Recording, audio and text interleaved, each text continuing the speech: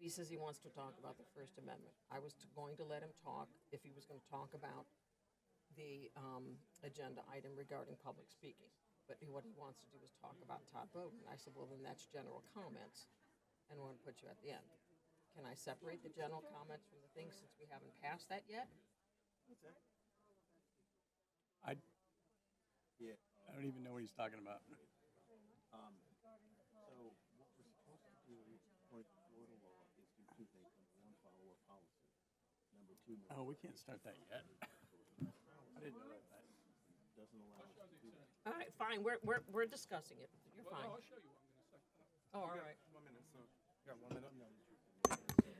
1 minute.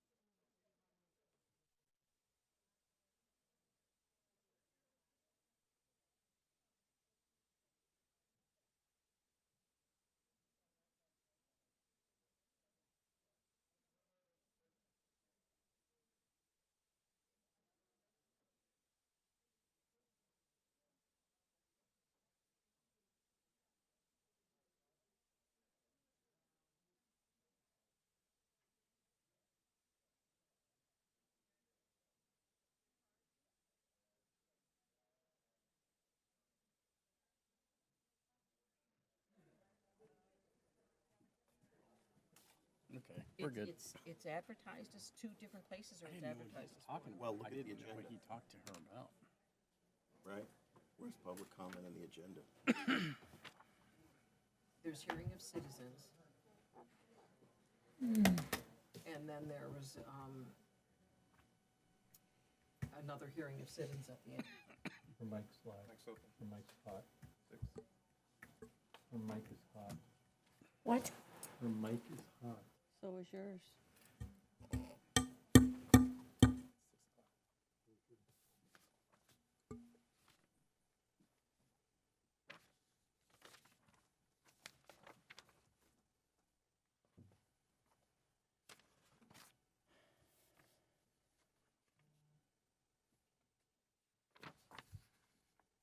Ms. Brown, we're live. Good evening. I'd like to take this opportunity to welcome you to the school board meeting this Tuesday, October 5th, 2021, 6 p.m. The public is encouraged and welcome to address the school board at the hearing of citizens. If you wish to speak to hearing of citizens, please pick up a card at the back of the chambers, print your name and topic clearly, and return the card to our board assistant, Linda Termine. At the appropriate time, we will call you to speak. At this time, we will be hearing of citizens before we vote on the agenda. We are looking at having hearing of citizens about agenda items and general comments. We discussed it at a workshop, so if there are comments about that, we would welcome them also. At this time, please stand. We've got the Sarasota High JROTC, led by Sergeant Polthus.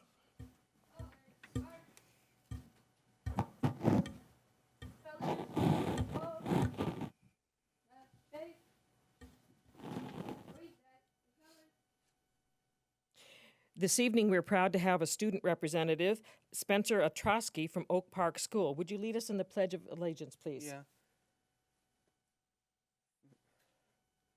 Pledge to the flag Of the United States of America, and to the republic for which it stands, one nation, under God, indivisible, with liberty and justice for all.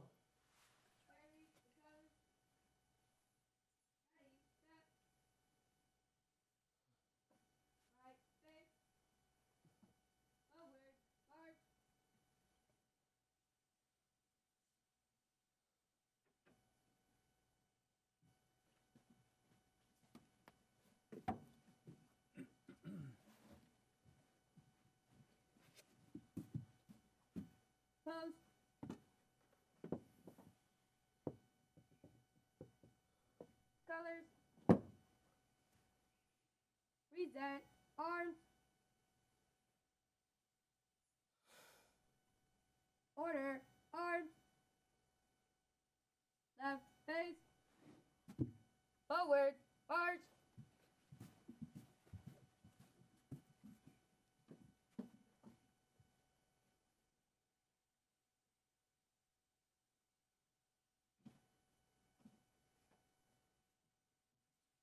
Right face. Ready, step. Right face. Forward march. Thank you, Sarasota High, JROTC, and Sergeant Colthus.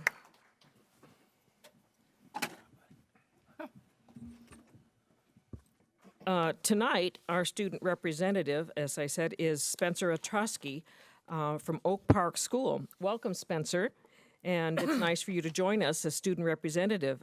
Please tell us a little bit about yourself. I am kind. I am good friend. I like go at teaching in a calling course. Something I hope going to work in a one. Well, that's wonderful. So you're getting some training over at the SCC about culinary arts, and you're going to be Yeah. working in a restaurant. Congratulations. And the civility trait, squad trait this month is something important to all of us. Respect others. You are you and I am me. We can agree to disagree.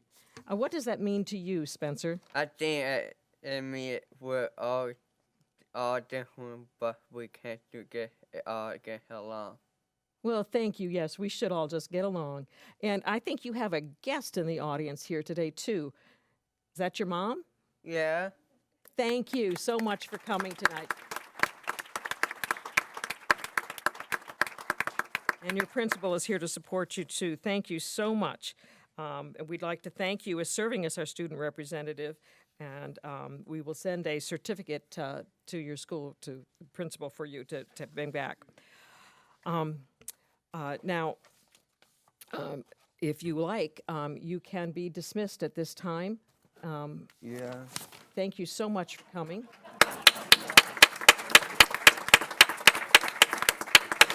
May I make a comment? Ms. Goodwin? Well, I just wanted to say to Spencer how proud we are of all of your accomplishments. Oak Park School is a really special place to me. And I know that you're working hard at STC in culinary arts, and I know that you're working there in the mornings, and then you go to Oak Park in the afternoons. And so I'm going to come out and visit you real soon. I'm going to come over and see you at STC in the morning, and then I'm going to go out to Oak Park in the afternoon. But we really loved having you here, Spencer. You really mean a lot to us, and thanks for being courageous and getting up and doing what you did and leading the pledge and all that you're doing to accomplish all the things that you're doing in your life. Thank you very much. We love you.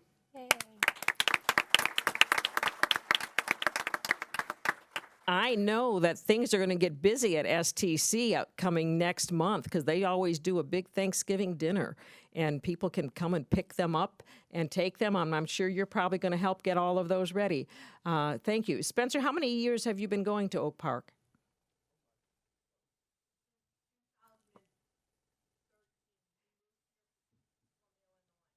Well, I'm glad. Welcome to Sarasota, and I'm glad we're working with your son. And thank you so much for supporting him. You can't be heard right now. Maybe at the microphone, or I could repeat what you say.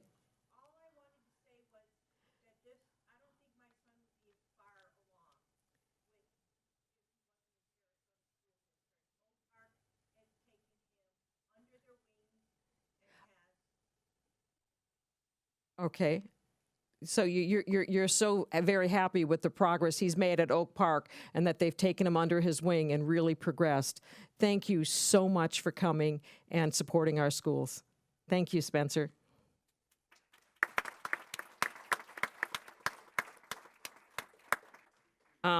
We have several presentations tonight, and the first one is we'll be focusing on the Disability Awareness Month resolution and a video. We'd like to invite Tammy Cassels to the podium to begin the presentation.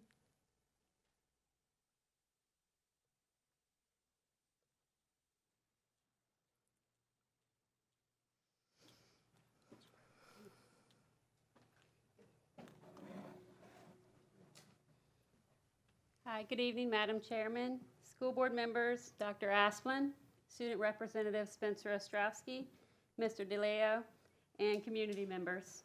On June 13, 2008, Governor Chris signed into law Senate Bill 856, creating Section 1003.4205 Florida statute entitled Disability History and Awareness Instruction. This law requires school districts to designate the first 2 weeks of October of each year as Disability Awareness and History Weeks. We are proud to participate in promoting awareness and pleased to share a video narrated by Dr. Asplin, highlighting the numerous opportunities for our students with disabilities here in Sarasota County.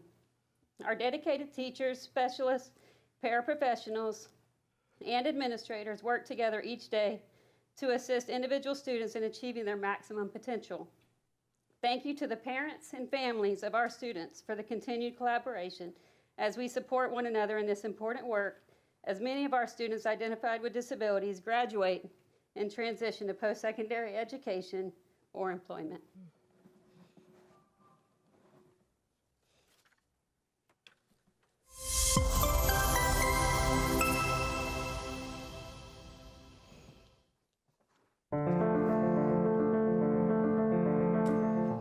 Sarasota County Schools has more than 7,000 students with disabilities, from our youngest learners to graduates learning life skills needed to be successful in the community.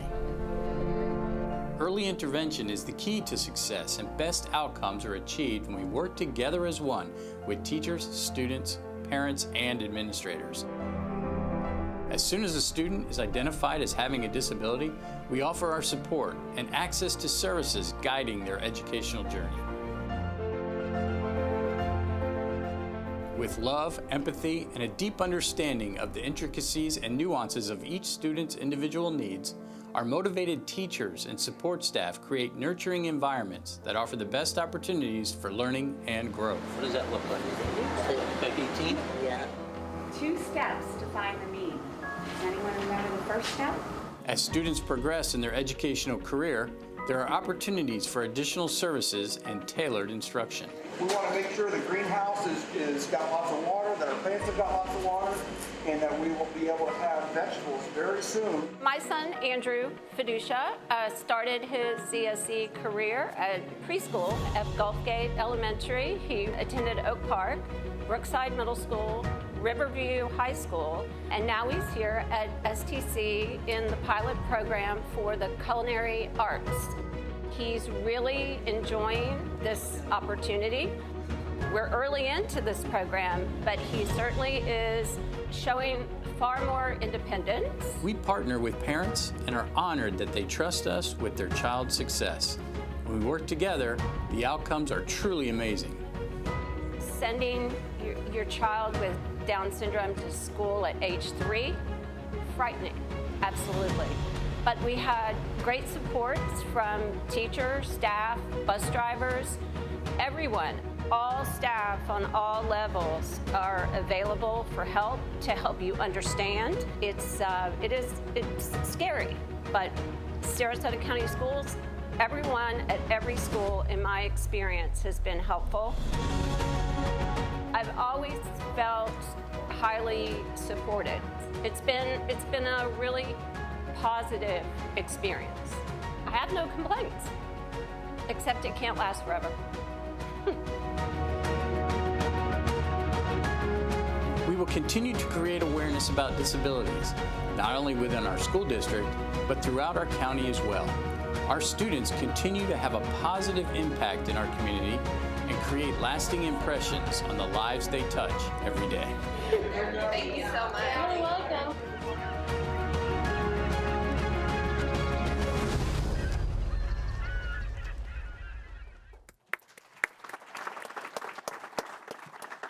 Excuse me, could you tell us a little about, there was some thing about the Rise and Shine or Rise and Nye? coffee shop. Could you tell us a little bit about that? Yes, ma'am. Rise and Eyes is a coffee shop here in Sarasota. I think it's out downtown, actually. And it employs many of our students after they graduate from school. It's a tremendous business, and so I asked for you to go stop by there. And the lady that you saw in there, she's probably one of the friendliest ones you'll come across. So please take time to go by and visit. So it's a great business. So thank you for asking. Thank you. Yeah. And we have a resolution designated the first 2 weeks in October Disability History and Awareness Weeks by the School Board of Sarasota County. This resolution designating the first 2 weeks in October of every year as Disability History and Awareness Month weeks, and encouraging our schools and universities provide instructions on disability history, people with disabilities, and the disability rights movement. Whereas there were approximately 375,000 students with disabilities in Florida's K-12 education system, and whereas the Americans with Disability Act of 1990 is founded on 4 principles: inclusion, full participation, economic self-sufficiency, and equality of opportunity for all people with disabilities. And whereas a key method of promoting these 4 principles is for our schools to recognize the contributions by people with disabilities to our society and provide instruction in disabilities history, people with disabilities, and the disability rights movement through school curriculum, school assemblies, and other school activities, that is desirable that state post-secondary institutions promote activities that provide education awareness and understanding regarding people with disabilities. And whereas the legislature also encourages cooperation between the school system, post-secondary institutions, and the community at large to promote better treatment and fair hiring practices for people with disabilities. Now therefore be it resolved by the School Board of Sarasota County that the board urges our schools to provide intensive instructions on disability, history, people with disabilities, and the disability rights movement, especially during the first 2 weeks of October and periodically throughout the school year, and encourages other institutions to conduct and promote educational activities on those subjects. And be it further resolved that the first 2 weeks in October of every year be recognized as Disability History and Awareness Weeks in Sarasota County. Approved this Tuesday, October 5th, 2021. Thank you for coming. Thank you.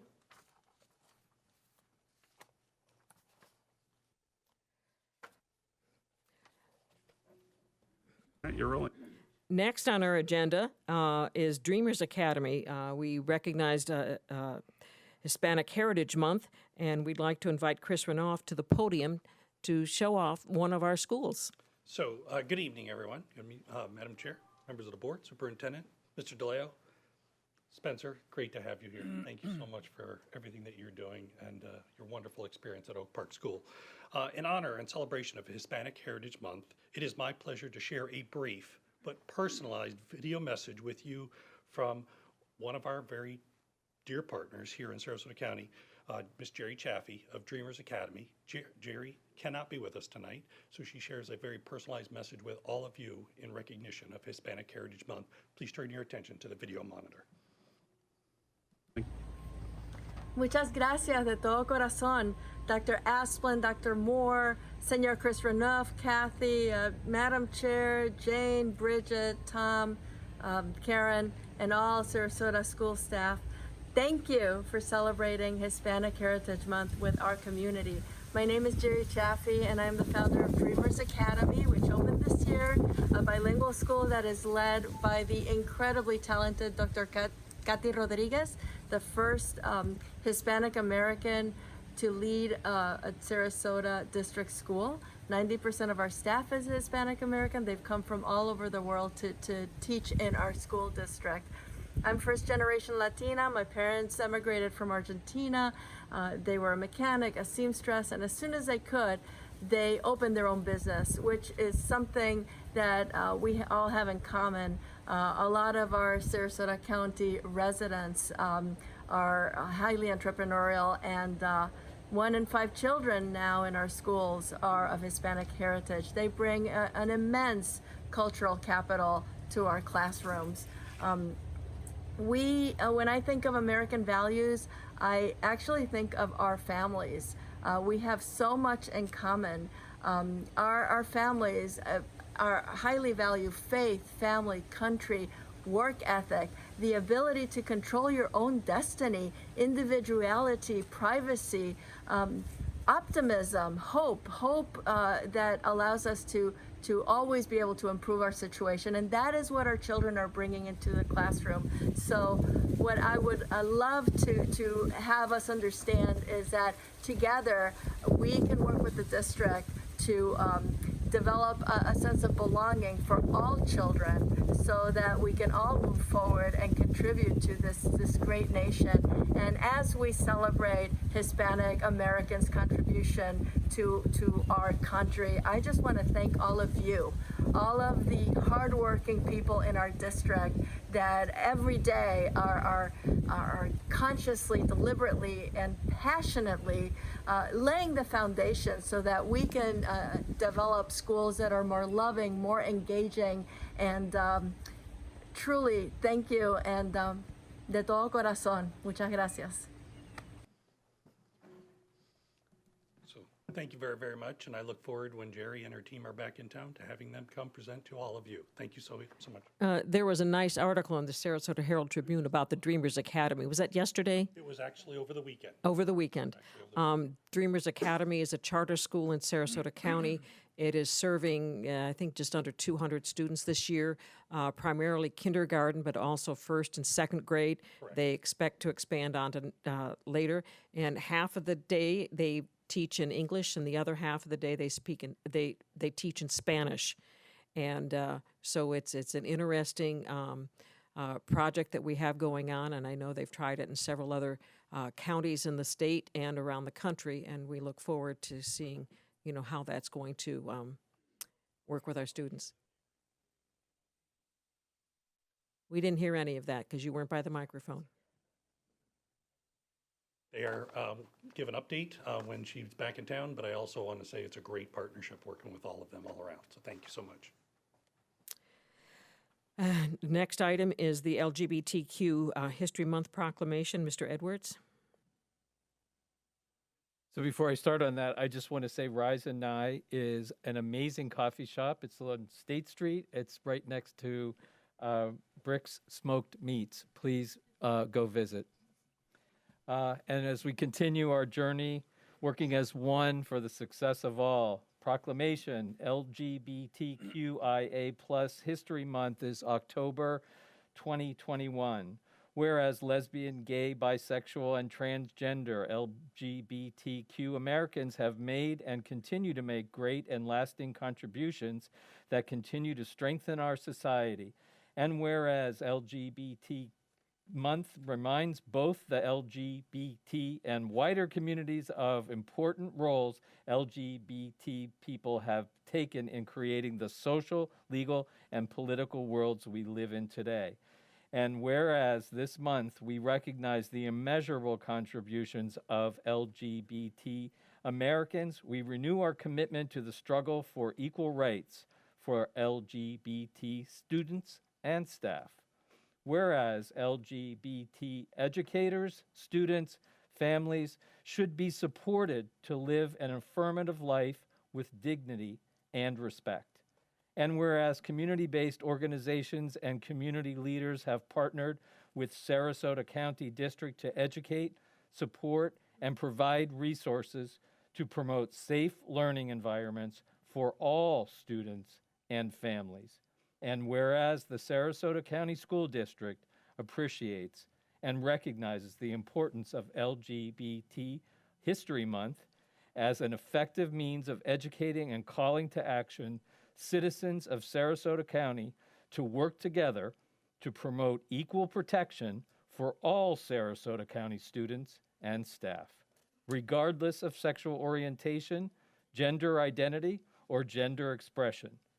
Now, therefore, let it be proclaimed that the School Board of Sarasota County hereby declares October 2021 LGBT History Month.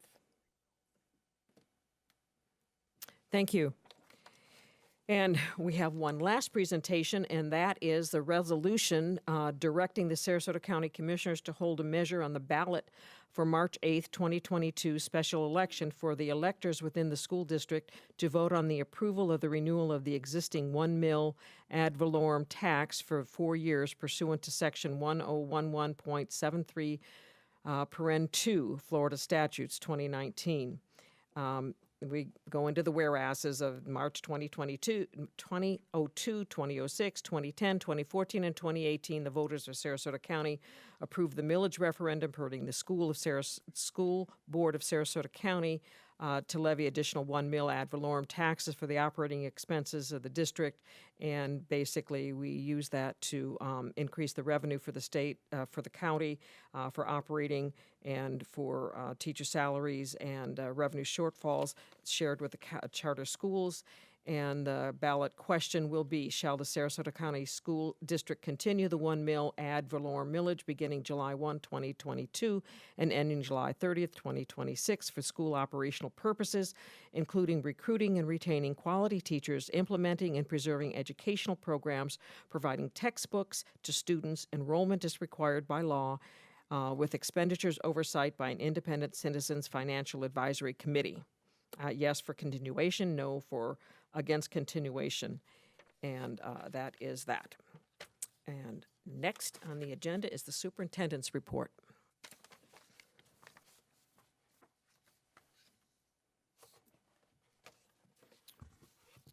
All right, thank you, Madam Chair. Good evening, everyone. It's good to see everyone.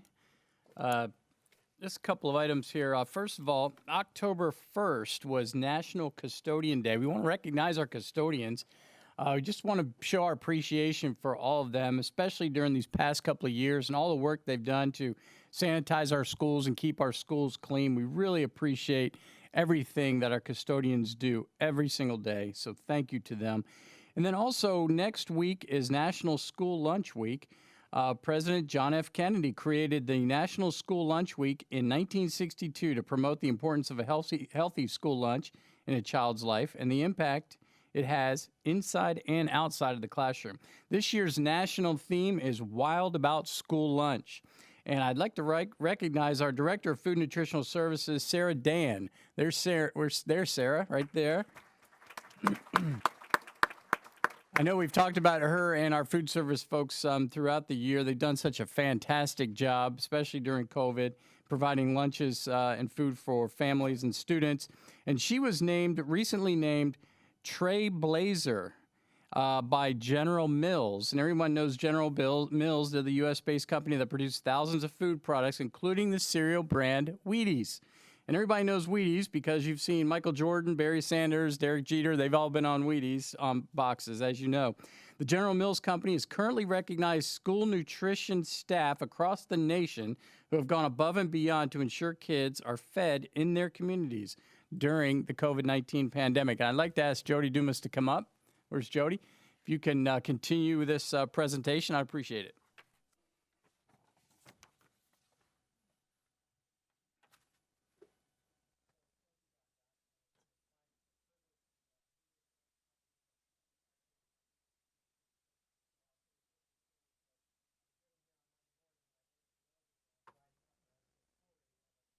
people, and she said to me, she said, Jody, Sarah Dan is here. And I said, Sarah Dan's here? And this is first thing in the morning. I said, why is Sarah here? She goes, because she's on the cover of a Wheaties box and we need to photograph her. I said, Sarah's on the cover of a Wheaties box? And so sure enough, I went upstairs and there was Sarah, and lo and behold, there's a Wheaties box with Sarah's picture on it. And I said to her, I'm like, Sarah, we talk every day. You always tell me about the problems. Why don't you tell me about some of the celebrations going on in food nutrition services? But she's such a humble person. You know, Sarah is just the utmost professional, just a humble person, just a good person at heart, and she would never go out of her way to talk about an award that she's gotten. But Sarah, come on up here. Sarah, obviously, congratulations, Sarah. Sarah's obviously seen the Wheaties box already, but here it is. So Sarah, congratulations. Thank you. You know, and really what General Mills is recognizing is outstanding leadership in food nutrition services throughout the COVID-19 pandemic. And that absolutely exemplifies what Sarah has done for us as the Director of Food Nutrition Services over the past couple of years. She has looked for grants, worked with the food bank, whatever it took throughout the year to make sure we were getting kids healthy meals, not only when they were in school, but over the weekends, throughout breaks, over the summer. We had people with COVID-19, given the department staffing issues, we still had people out there in the community serving these meals. I was able to go to Fruitville one time, and I was with Sarah helping serve and pack the cars with the meals in the boxes. Absolutely amazing effort. When you could have sat back and said, all I really need to do is Monday through Friday, Sarah pushes. She's always out there and does whatever she can for kids throughout our district. So, Sarah, it is absolutely an awesome award, and congratulations. And why don't you say a couple words about some of the efforts you've had in the department? Okay, thank you. So obviously, I can't do this alone. So if I had to thank my entire department, they have pushed through a lot through the pandemic, as you all know. Never in my entire life would I ever thought that I'd end up on a Wheaties box. So you just have to understand that I've had a lot of fun with this. I know some of the other directors have had a lot of fun with this, and but feel very honored to be recognized by General Mills for our efforts through the pandemic, because as you all know, we have, this department has kind of taken a beating when we were closed, because we're self-funded, but we've definitely risen from the ashes, and just really proud of my team and what's next. Now we're navigating supply chain issues, but again, we're just staying strong through it, and that's just appreciate everyone's support. So thank you. Thank you. Jane Goodwin? Well, Sarah, I can get this microphone to stay on. I just want to congratulate you. You were a trusted number 2, and you were in the department when Beverly was here, and Beverly left, and you took over, and boom, an audit right away from the state. We're just like, oh, okay. And then we ended up doing very well for a little while, and then we got into COVID, and it really was bad. You have distributed more than 1 million meals. How many meals? So we did keep a count of that. During the pandemic, we did 635,000 meals during the closure. Okay. Last school year, I want to say we hit about 5 million. Okay. So there was and that was breakfast, lunch, the distributions that we did, the distributions over the summer. We've just really, really tried to, meet our community as well as our students. So that children have access to food. And now, this year we've been able to feed students for free. It's a little different summer program, but it has definitely allowed us, to help our families. Because even our families that are we know obviously we have students that are financially needy, but a lot of our families are recovering from the pandemic in different ways. And so to be able to just send their kids to school and not have to worry about paying for breakfast and lunch, I think it's just helped our overall community, and just our partnerships with Face Food Bank and different organizations have also allowed us so our kids can focus on learning and be fueled up, ready to go. And no child should be hungry.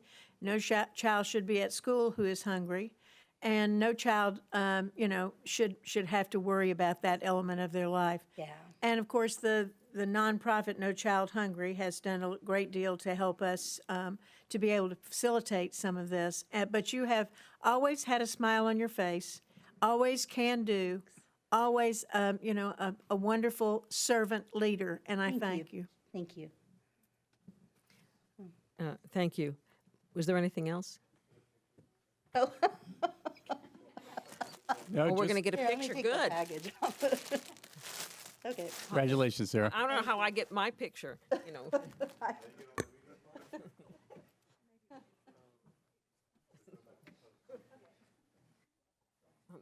Maybe on a Dunkin' Donuts box. No, go ahead.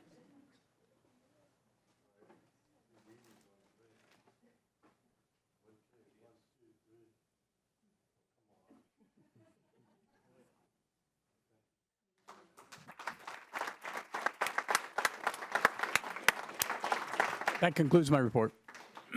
Well, you know, also in our October is a month of awareness and appreciation that we got from our communications department. We hear that National Custodial Day was today, as you mentioned, but also National School Bus Safety Week is coming up October 18th to the 22nd. But more importantly, today, Tuesday, October 5th, is World Teachers Appreciation Day, and I think we ought to give all of our teachers a big hand for all they do for our students.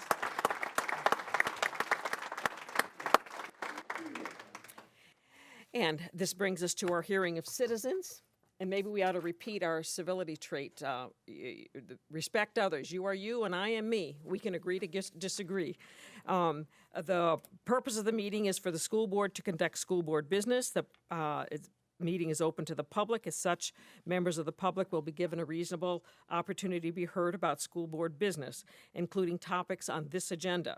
Citizens wishing to address the board should have already completed a speaker's card and turned it in, and you'll be called forward to speak in the order they were turned in. Request that you speak from the podium and into the microphone, and direct your comments to the board, not to the audience. Prior to speaking, please state your name clearly for the record.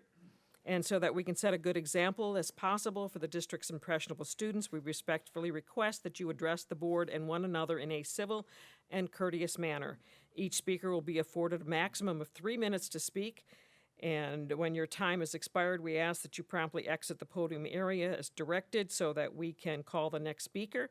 After you are exit, you are permitted to return to the board as a spectator if you choose. The light will turn yellow when there's 1 minute left. So that you can efficiently conduct school board business in an orderly fashion, a few rules will apply during the meeting. First, speakers addressing the school board shall refrain from remarks which are irrelevant to the business of the school board. Second, speakers addressing the board or one another are prohibited from making remarks that are abusive, threatening, defamatory, obscene, profane, or otherwise disorderly. We value everyone's viewpoints, and we ask that during the meeting you act in a manner that equally permits other speakers to espouse their views, whether you agree or disagree with them during the allotted time to speak. We also that you refrain from actions or utterances that would chill another person's ability to address the board with their own concerns during their allotted time. And as I said last week, we don't like the clapping because it holds things up. If you agree, do like this, really agree like this, and if you're so overwhelmed you need to shout, that's okay too, just do it outside. Third, members of the public are not permitted to broadcast any audio or video recordings or display any signs or flags or banners or placards during the board meeting, regardless of the content. Please note that Florida law prohibits any person from knowingly disrupting or interfering with this meeting. That includes individuals who advise or counsel others to do so. We look forward to hearing from your views today in conformance with these rules. These rules are intended to facilitate an efficient execution of school board business, and the failure to follow the protocols may result in your removal of this meeting and could result in prosecution. We expect that you will govern yourself accordingly with this in mind. I would give you a warning, and if you do not stop, then we will ask the Sergeant at Arms to remove you. The first speaker is Martin Hyde. Martin? Or Mr. Hyde, I'm sorry.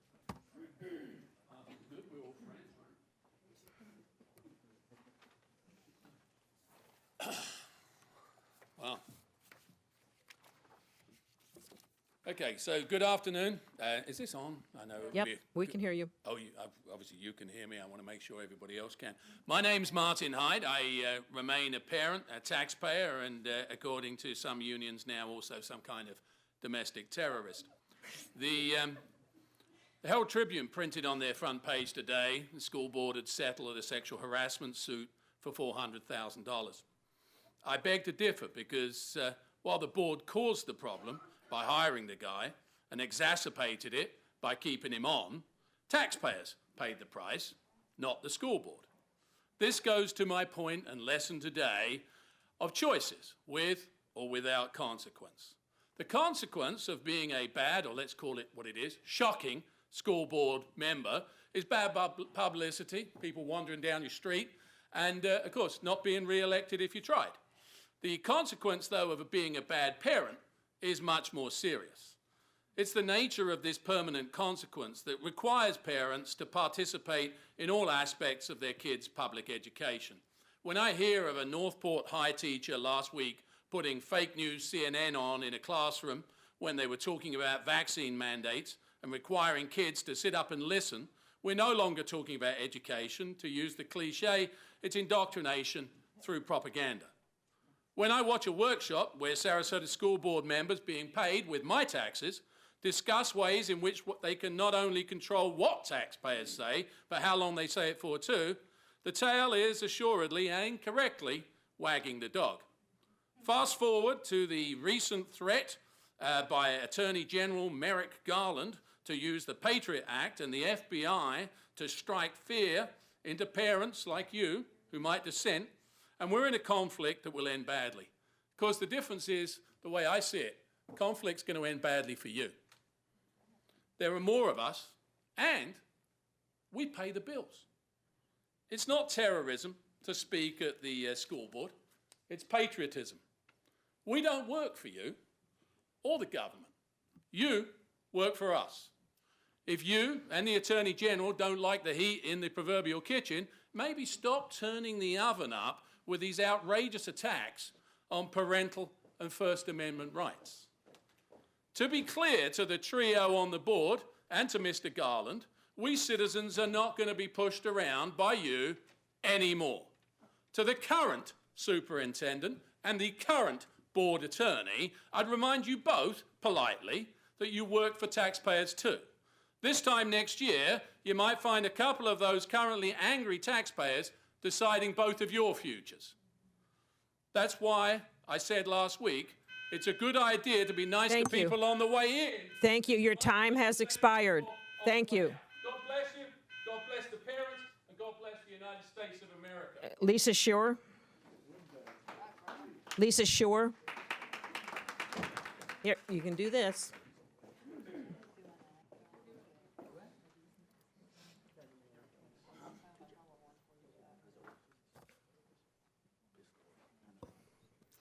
Thank you for the opportunity to address the board about the pending resolution to rescind the mask mandate. I believe the mask mandate should either remain in place or automatically be reinstated in the event the numbers go higher. I would like to take this opportunity to tell you about some very special kids. These are the types of kids that I think are the reason that the mask mandate was put in place in the very first place. COVID-19 killed 16-year-old Gigi Morse in August in Jackson, Tennessee. She was a dynamo of a kid who loved Fruit Loops and was obsessed with all things frozen. The virus didn't kill anyone else in the Morse family, but Gigi's mother says it might as well have. The pain does not ebb, the guilt gnaws at them constantly. You see on the news, X amount of people died, but it's so much more than that, her mom Priscilla said. Do people see just how destroyed your family and your life is 6 months later? More than 500,000 families who've had their world torn apart. Among the dead children, there were kids who were obsessed with vampires and unicorns, thrilled by skateboarding and Mario Kart. They left behind stuffed animals worn raw with love, siblings who still wander into their rooms looking for them. And next to one child's tombstone, a little white concrete bench bedazzled with pink rhinestones that spell out Kim. They had futures in mind. In Gainesville, Florida, Kimmy Lynam was busy planning her 10th birthday party. J.J. Boatman, a 9-year-old in Texas, was thinking about his future. He wanted to be a policeman or maybe work at a taco casa so he could bring tacos home every day. Tegan Drone, a 5-year-old in Amarillo, Texas, planned to be a mermaid for Halloween. More than 700,000 people in the United States have now lost their lives. Included in that list is Kristen Lowry, age 40 years old, who died on September the 15th. Who was Kristen Lowry? Like most of us here today, she lived for her children and loved being their mom more than anything in her life. Her Facebook page indicates that she believed in God and was a member of the Moms for Liberty movement. She was unvaccinated. Her death from COVID-19 leaves behind 4 motherless children, Tayden, McKenna, Ella, and Ryan. Yes, the number of child deaths from COVID may not be a large percentage of the over 700,000 deaths to date in the United States. But what percentage of the dead were parents leaving behind children who are now motherless or fatherless? How many of us sitting in this room would offer up the life of our child for the bastardization of the concept of freedom that tells us that our right not to wear a piece of cloth on our face is paramount to a child's right to live to ripe old age, or the right not to be orphaned? Thank you again to the school board for putting our children's lives and health Thank you, before Lisa. the political gamesmanship. Thank you, Lisa. Jennifer Cottrell?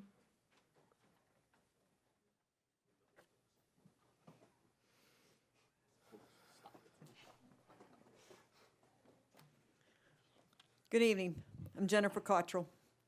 I originally came here in June to express my concerns and frustrations with the lack of support for our ESC students and teachers. I met with several folks from the landings to discuss my concerns. The ESC Parent Advisory Council was started, and I really thought we were going to make some progress. The Advisory Council seems more focused on educating parents and providing them with information and tools. While it's all good for parents who are new to the process, it does not fix some of the issues we're having. This does not resolve the issue that our ESC students are falling through the cracks and nobody wants to step up and take it on. Yes, we have a new ESC AP at each school, and that's awesome. I have worked with Mrs. Wasserman at Riverview, and she is very supportive and caring when it comes to the students and staff. But one person can't fix it alone. We need the support of the folks at the landings. We need folks to realize that our ESE students and teachers need help. So let's focus on how we can improve the education of these students and provide better support for our teachers. Instead, we are focused on having our support at the landings dealing with mitigation with parents and attorneys for these students. It sounds like we'd rather defend our actions or inactions than to ensure our students are getting the proper education. Each day we ignore the problems, the more our ESE students continue to fall further and further behind. You say the district is showing growth when it comes to assessments. Overall, I would agree, but pull the data on the ESC students alone, and you'll see that the growth is not even close to where it needs to be for these folks. We have students that have shown no growth over the course of many years, yet we are doing nothing to help those students. This is insane. Definition of insanity is doing the same thing over and over again, expecting a different result. Sounds like we are waiting and hoping that the parents don't notice and lawyer up. And if they do, you're hoping that the folks at the landings could come up with a way to keep the district out of trouble. A lot of effort is being put into getting the district out of trouble, and money is being spent on this and any judgments that are awarded to the parents. Could you imagine how different it would be if we took the time and money and used it to help the students up front? I mean, it is to educate our students. If this was a real business and a particular sector of a business was not performing well, the board would expect the directors to make changes to improve those sectors. If we saw no improvement yet continue to have problems, we would replace those directors and put someone in that position for the best interest of the company. Maybe we need to make some changes, folks, in our ESE program. Maybe it's time for new blood, folks that truly care about the ESE students and their education. Knowing that we have students not receiving a proper education keeps me awake. It should keep you all awake at night. We are fighting as parents for the education of our child, and that is something we shouldn't have to fight for. These are our kids, and this is their future. They deserve so much better, and we owe them that, don't you think? Again, I'm going to use your words. Working as one for the success of all. Thank you. Thank you, Jennifer. Jason Brunt?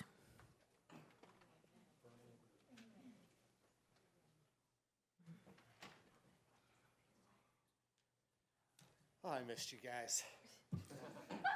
It is nice to see you without masks on, man. Isn't this human again? Well, except for you. But everyone else, I mean, this is nice. It's nice for us to be able to do it. Despite a few of the masked coveteers that have been up here. Thank you. And let's not go ahead and reinstate this draconian policy because it does no good for anyone. Charlotte County Schools proved that by not having a mask mandate, and their numbers are in tandem with Sarasota County's as well. But that's not what I'm here for today. I noticed on your agenda the topic, and I want to talk a little bit about toxification of the history in our schools. So let's start with the LGBTQIAP+ month that you have just fervently want to push upon our children. This subject has no place in our minor children's schools. Encouraging specific pop culture sexual fads to our children is obscene and morally reprehensible. Sexuality should be something that we discuss with our children as parents, and only as parents. It's not the school district's job to jump in there. Let's be honest with ourselves. I mean, as far as I know, I don't think a single child in this school district was born out of a homosexual relationship. Encyclopedia Britannica says about reproduction, in general, a sense reproduction is one of the most important concepts in biology. It means making a copy, a likeness, and thereby providing for the continued existence of species. It only makes sense that a group of people that are in no way providing for the continued existence of species, they shouldn't have a say in the lives of people that are, in regards to our children. Let's talk about that funny little letter T in this disturbed segment of alphabet, in reference to history. Up until 2019, gender dysphoria was considered a mental illness. Suicide rates for transgender individuals, according to the UCLA Williams Institute of Law, is 18 times higher than the general population. Instead of trying to help people with this condition, instead now we're trying to encourage it because the TV told us so? I mean, this is silly. I mean, don't get me wrong. If you want to chop off a limb and call yourself Skippy, that's your own darn business. But please don't involve my children in your delusions. These children at these young ages, for goodness sakes, they see all sorts of things that influence them. And when we're shoving stuff down the throat, no pun intended, it gets a little out of control. For example, my son, 7 years old, he wanted to be Superman. So what am I gonna do? Am I gonna take him to a tall building and say, go ahead, try to fly, buddy? No, we draw a line. We draw a line with rational thought. And right now, pushing this on our kids, get it out. Just get it out. That's something for adults to decide. What are we gonna have? Foot fetish month or furry and plushy January? Or pedophile October? I mean, we could talk about the history of pedophiles like Bill Clinton and Prince Andrew and all the other fantastic ones that contributed to our society. Come on, draw the line, guys. This is something that's not for kids. This is for grown-ups. This is something a grown-up should decide. When I was 13 years old, I thought holding hands was like the big thing. Thank you.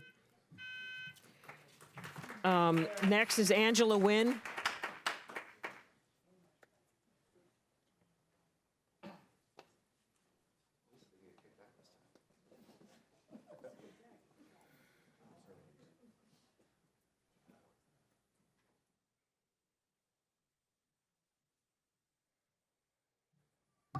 Hi there, my name is Angela Nguyen.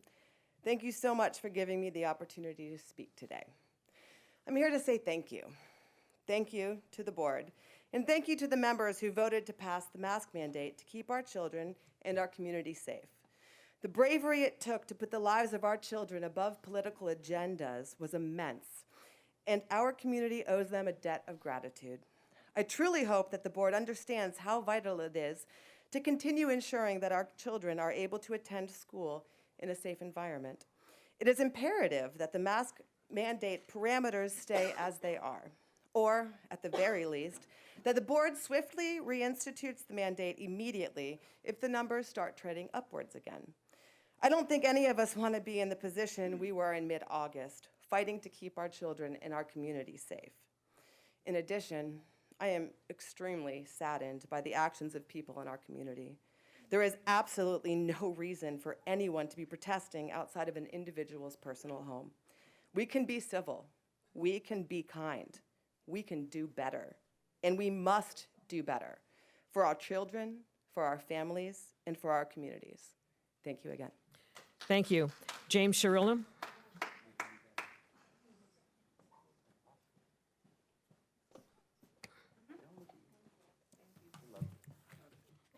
James Cirillo, parent of two, 7 and a 2-year-old. Been called a lot of things over the past couple of years. Insurrectionist, bigot, misogynist, sexist. Guess we can add domestic terrorist to that laundry list of items just for being a conservative. I was watching the workshop and I saw what I thought was going to be some civil discourse between one of our board members and one of our female board members. And I thought it was very interesting, the word hypocrite and hypocrisy came up. One of the board members didn't like being called a hypocrite. Well, let me tell you something. It got to me because I was saying, you know what? I don't like being called a Nazi simply because I voted for Donald Trump and I'm a conservative. So next time that comes up, grow a little bit thicker skin, because if you can dish it out, you should be able to take it. Okay? Wanted to talk also about, the mask mandate a little bit. I'm glad that it got dropped. I'm glad the numbers went 8%. I don't think it had anything to do with masks because, as we all know, half of the parents were fighting against it. There was religious exemptions, which you guys try to fight me on, medical exemptions, and the numbers dropped below 8% all on their own. I don't think the mask mandate did that. And otherwise, if the mask mandate dropped, why haven't the numbers all of a sudden surged? This is all politics. It's all theater. And you know what? The school board, they always say that it's not supposed to be a political position. Well, everyone, that's wrong. It doesn't matter what position you go on. There's going to be Democrat and Republican. And you know what? Only one side seems to be standing for any type of individual liberties or freedoms. And I would say, let's do away with all of these mandates, forced vaccinations, all of this stuff, CRT, this LGBTQ month. I mean, that's just absolutely ridiculous. Tom, there's only two genders, and that's God and biology talking, not me, okay? So, you know, why don't we get back to just educating our kids? I got a special needs kid. He's got a learning disability. And you know what? I was pretty proud of him recently. He brought home his first 100 on a spelling test. And I think that was because he actually finally got to see his friends' faces, his teachers' faces, without a mask. He was able to see emotion. He was able to see the inflection on someone's face.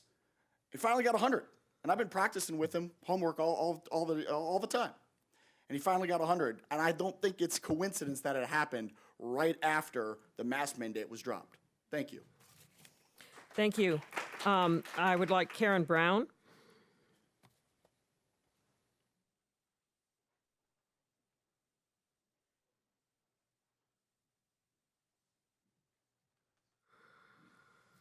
Hello. My name is Karen Brown. My husband, Scott Brown, and I are here today with concerns about our youngest child, who is a kindergartner at Laurel Nokomis School ASD unit. We have other children that have gone through the public schools in Sarasota County, and I want to begin with the success story. When our oldest child started school, similar to our youngest, he was considered low IQ, identified autistic boy. As parents, along with his teachers, we were worried about his ability to pass the FCAT. However, this is where our experience was different now rather than then. Then the level of support, heart, and sense of teamwork we as parents and educators had allowed us all to work together toward the success of one child, and that made a tremendous positive outcome in his life. He is now achieving a 3.8 GPA in regular gen ed high school in Sarasota, tackling such classes as chemistry and geometry. You say, how could this tremendous outcome happen? Well, it happened because of the teamwork and unity formed between parents and teachers, and a school district that supported them working together. That was the only reason for the success of our oldest son. The experience we are currently having with our youngest son in Sarasota now has been completely opposite. Our youngest began at Fruitville Elementary in the ASD unit. We thought we were working together as a team until the end of last year when the IEP team invited the head of compliance, Vicki Stillo-Gross, to our IEP meeting. She has never met our son. However, she was very clear in the meeting it didn't matter what we as parents had to say or shared about our son. The team was doing what they felt was best for him. They believed our son belonged in access points at Oak Park School. We should spare the team, and we should spare the team as our explanation as to why we didn't want our son in a separate day school, as it would not affect the team's decision. We did not sign consent for the move to a separate day school. We are the parents, we are the stakeholders, we are the taxpayers that pay your salaries. We are the only people with a long-term stake in the outcome of our child. Yet the school team wanted to dictate my child's education without any meaningful input from us, the parents. We were ganged up on with a predetermined outcome as to what the team wanted to do with our son. It's obvious that parent-educator teamwork has no place in Sarasota District at this time anymore. My husband will finish the story. Thank you. Thank you. Scott Brown, Dr. Aspen?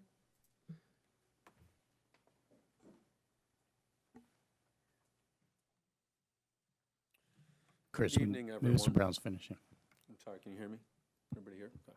Good evening. My name is Scott Brown. I'm finishing the story that my beautiful Scott, wife... could you speak a little closer to the mic so I'm everyone sorry. can hear you?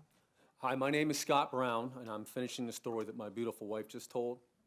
After our experience at Fruitville School, we felt we needed to put our own supports in place, which I did to help our son, and lessen the burden on the school, which they said was a problem, to provide appropriate support with the hope that the district would quit trying to push him to a separate day school at age 5. We then went through the process to get approved for Medicaid waiver services, gathered all of our own supports through INVO, including an RBT that would follow our son at school to ensure our son would have the services he needs to be in the least restricted environment. We enrolled him at LNS, provided information about the upcoming INVO supports to them, and thought all was well. We had an IEP with LNS where everyone told us that we could sign against the separate day school. Everyone was verbally in agreement to our plan, this was recent, as to work together at LNS with our outside supports to help our son. Everyone seemed to be on board, verbally. Never once in this meeting did we discuss placement at Oak Park. So imagine our surprise when we received the IEP document indicating separate school effective immediately. We were crushed as parents, and all we could say to each other is, not this again. Although the team verbally agreed to have our son at this district school, when we received the IEP document later that evening, the document indicated a separate school, which we never consented to. We thought there must be some sort of clerical error and immediately tried to communicate with the team. Our meeting was 1 week ago. We have emailed the very same people who immediately responded prior to the meeting: Donna Palmer, Liz Lewis, and Tammy Castles. We have been met with complete silence on this. This IEP document doesn't reflect what the team agreed to in the meeting. Is this why you don't want IEP meetings recorded? It's the exact opposite as to what happened in the meeting. There's no excuses to say it was a mistake, because if it were, most certainly one of the school or district staff would have replied to one of the many emails that we sent relating to the document indicating our son's placement in a separate day school. Bottom line, there's been a terrible demise of collaboration and support between the district and the parents. We are not the enemy. We are here to help create the best individual adults that our children are capable of being. You know the rules, you know the grievances. To disagree with a document is a due process hearing. But I want to point out to the school board that when the staff prepares a document and the document doesn't reflect accurately the meeting, what recourse do we have as parents? We want the IEP document to reflect what was agreed upon in the meeting. Thank you, sir. Dr. Asplin? Chris is going to handle it. If you step outside, we'll Chris have is the gonna- head of the education assistant superintendent speak with you and try to resolve this. Thank you. I'm sorry you had to bring this to the board and that you didn't get, thank you. Thank you very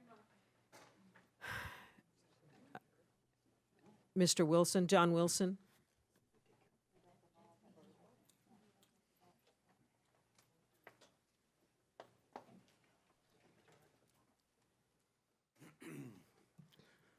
John Wilson.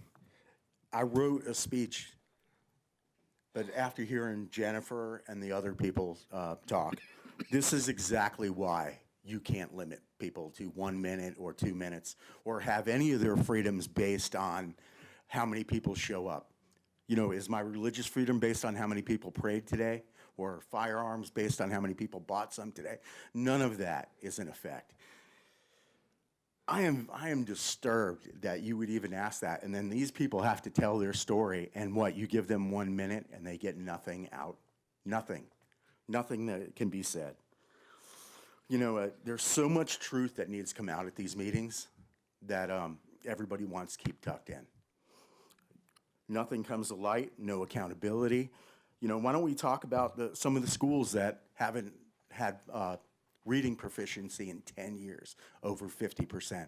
But we don't hear that here. What I hear is, I watch the thing and I hear people are afraid to come to the school board meetings. What, you mean adults? Adults are afraid to come to the meetings with police here?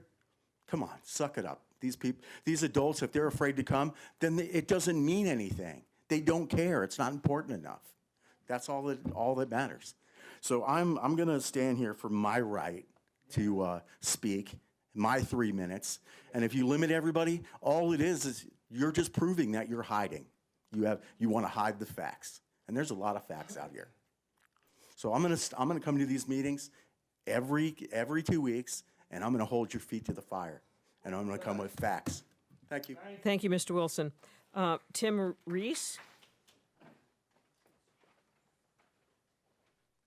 I'm not sure if I pronounced that correctly.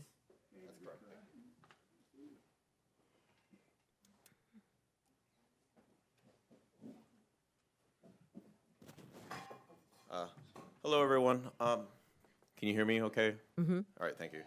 My name's Tim Reese. I'm a Sarasota native, and I now have 2 children here. I'm a dentist by trade, been practicing 20 years. During the COVID pandemic, my staff and I, we elected to keep the office open. A lot of them volunteered to participate. They took the risk, just like a lot of other healthcare professionals did, of treating these patients that we had no idea whether they were sick or not. We took precautions to screen them as they came into our practice. The point I'm trying to get at is that we're almost 2 years into this pandemic now, and we're all adults. So, we all have the liberty and the acumen to make decisions for ourselves. We all take risk. This virus is never going away. It's going to be with us forever. And we can't guarantee 100% security and 100% protection for everyone. I understand people's concerns. I deal with the public, I deal with patients all the time that are very alarmed by this. They're elderly. They're high risk, most of them. I was scared to death myself, but I got the vaccine. I feel secure enough now. I take precautions daily. I wear the mask when I'm treating patients. All my staff wear masks the whole day. They're in the office. And I think it's a little overblown to be enforcing mask mandates on the general public at this point in time. That's all I wanted to say. I didn't plan to speak because I didn't have anything prepared when I came. I just extemporaneously felt the need to share my opinion, and that's all I had to say. Thank you. We understand where you're coming from. Thank All right, you. Thank you. Teresa DeWitt?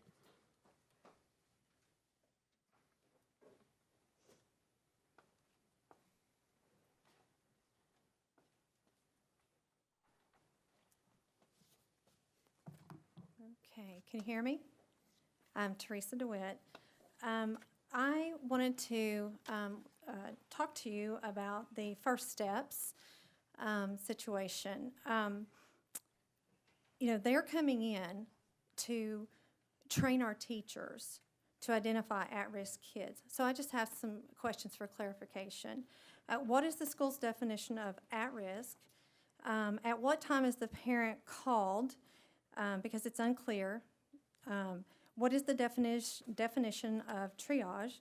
And then why would First Steps train our teachers when we have qualified social workers or counselors? So it just didn't make sense, $50,000, and they're going to come in and train our teachers. So I pulled the contract, and it states that First Steps is to provide mental health to students. So I just wanted to, did I not find something else? Are they providing more service? Are they providing counseling after the training? And I also wanted to ask, can the community also acquire this training to assist parents? Can we put it on our website? Can we do something like that? Because we are in a trying time, and I think that everyone could benefit from something like that. So I was just confused at the dollar amount, and then them just training teachers. So it's definitely needed.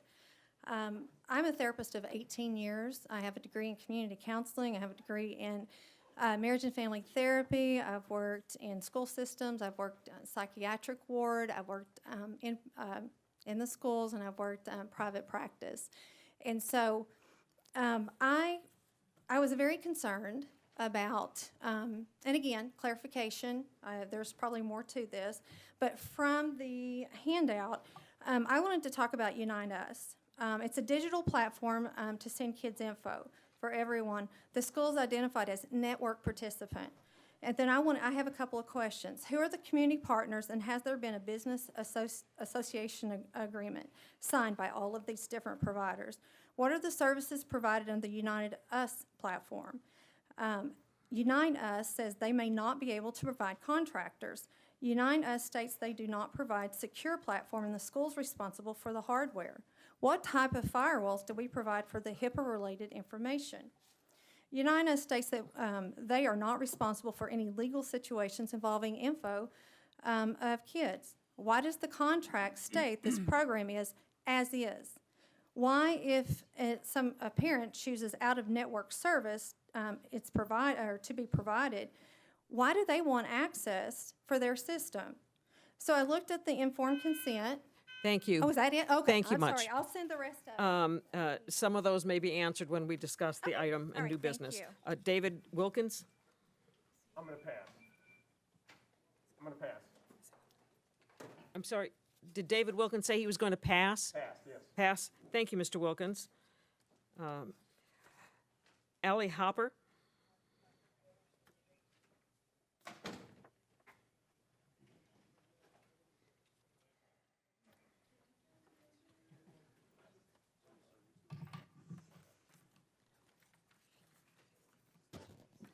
Thank you, everyone, for having me. This podium is very tall, so bear with me here.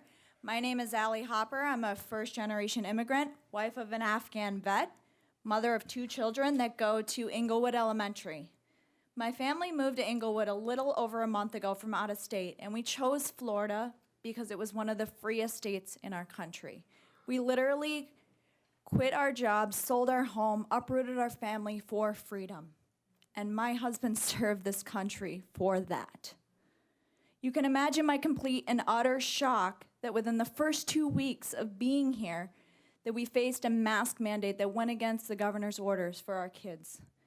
I heard heartbreaking stories of the deaths of COVID, but what I didn't hear were the deaths that happened as a result of this pandemic that weren't COVID. My grandfather was separated from my grandmother during the pandemic because it was determined it was right for him. That decision was made for him. He had Alzheimer's, and she could only see him through the glass. It broke her heart, and as an adult, she couldn't make that decision for herself to be with him, despite the risks. And he died alone. He didn't remember who she was, and all of the elderly in the nursing homes that died alone, and all of the elderly that were put back in the nursing homes that were COVID positive. What about them? There was a lot of tragedy from this pandemic, and if we've learned anything, it's to be more sympathetic and empathetic to the places that people come from, and they're all different. Granted, we understand the mask mandate is on the agenda to be repealed, perhaps due to Corcoran's pressure. But what next surprise can we expect from the board? SEL, or I guess CRT, I don't know what it is these days. Inappropriate sex education materials for our children, K through 12 vaccine mandates. We expect the board to abide by the no surprise rule and provide plenty of notice and debate on these and any important topics that need parental involvement before final decisions are made. Up until now, rather than allowing individual families in Sarasota County to hear your suggestions and digest it and ultimately decide what's best for our families, you decided to make those decisions for us. We expect things are going to be different moving forward. To conclude, I would like to thank the board because never before have I learned the names of our school board, superintendent, state and federal representatives so quickly. You truly deserve our appreciation as this overreach finally woke us up and forced us all to look at the aspects of not only our children's education, but the outside entities that stand to impact their well-being. Thank you very much, Ally. Thank you. William Woodson? William Woodson?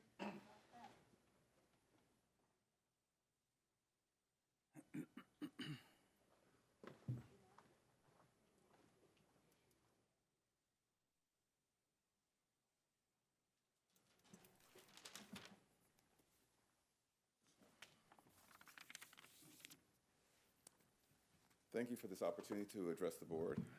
My name is Dr. Bill Woodson. I'm a Dean of Outreach at New College of Florida. I present tonight, however, as a private citizen. And while this is my first appearance in front of this body, it's been my privilege to serve as a member of the Sarasota County Schools Equity Committee. And I'm a native of Sarasota, born in Sarasota Memorial Hospital. Reliable sources have told me that it would not have been possible for my mother, a black woman, to have delivered a child in that hospital maybe a decade earlier, but that's a topic for another day. Critics have conflated critical race theory with the teaching of racially significant historical events. And I think it's critical that we do not suppress a full and robust understanding of our country's history out of a fear that this knowledge of history might be branded CRT. I would ask as an example to consider the history of Birmingham, Alabama, and 4 little girls who lost their lives when 4 men detonated a bomb in a black church on a Sunday morning in September of 1963. 3 of those girls were 14 years old. 1 was 11. And by the way, at the time I was 5. So we're not talking ancient history. Now, I will grant you that making certain connections between the initial failure of those perpetrators to be convicted, despite their complicity in this tragic murder being well known in their community, that this failure was just one example of a systemic failure of the American criminal justice system to protect and defend the lives of black citizens, because the initial investigation was actually blocked by the FBI. These aren't conjecture, this is fact. That to understand all of that and those connections might require a CRT lens. But just acknowledging that the attack happened, that those little girls' lives were lost, and that it took a second trial, some 9 years later, to convict the murderers, that is not CRT. That is American history, and it's critical that our children here in Sarasota County learn that history. Thank you. Thank you. Carol Lerner. Carol Lerner.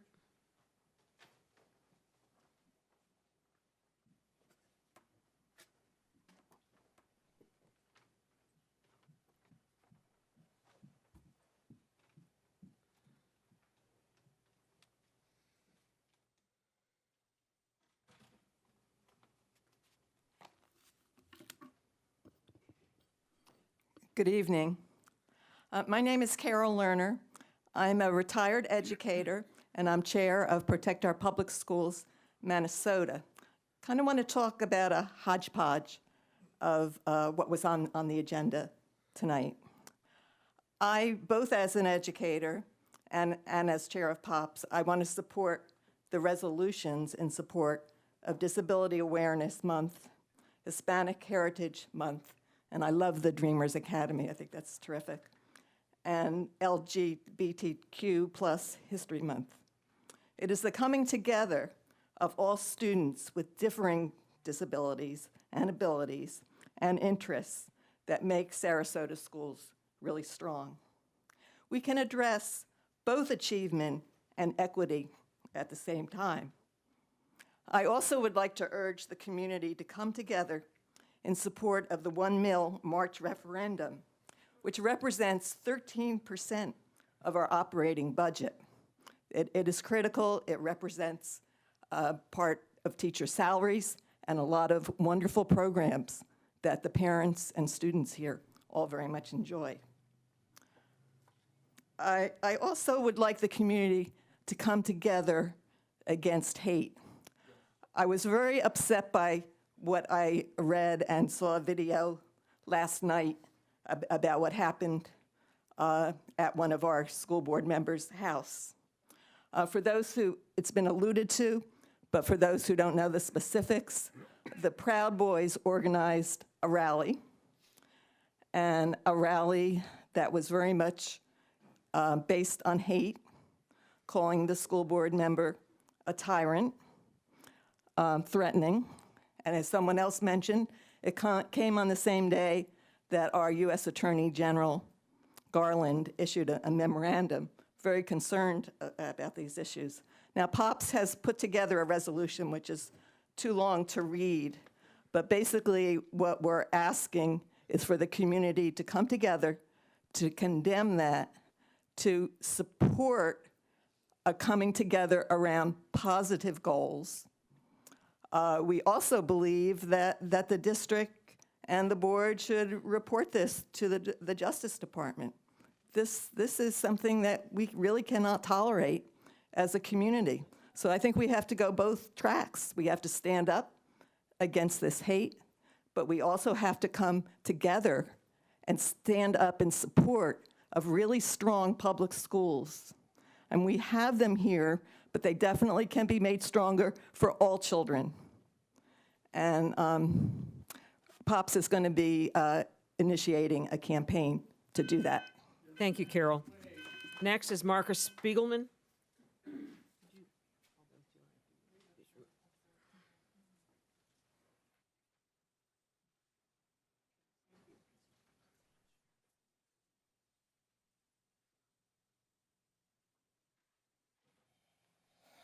Good evening. My name is Marcus Spiegelman. I'm a resident of Sarasota, Florida, and a parent of a high school child at Sarasota High School. I've spoken to you several times. Every time I've spoken to you, I think I've been respectful and concentrated in two areas. One, privacy, and two, IT security. I have left my feelings and my political beliefs about the school board's entrance into social aspects out of it. I was promised after the last time you delayed voting on the Unite Us platform that I would be given an opportunity to express my concerns with the agreement and with the security aspects.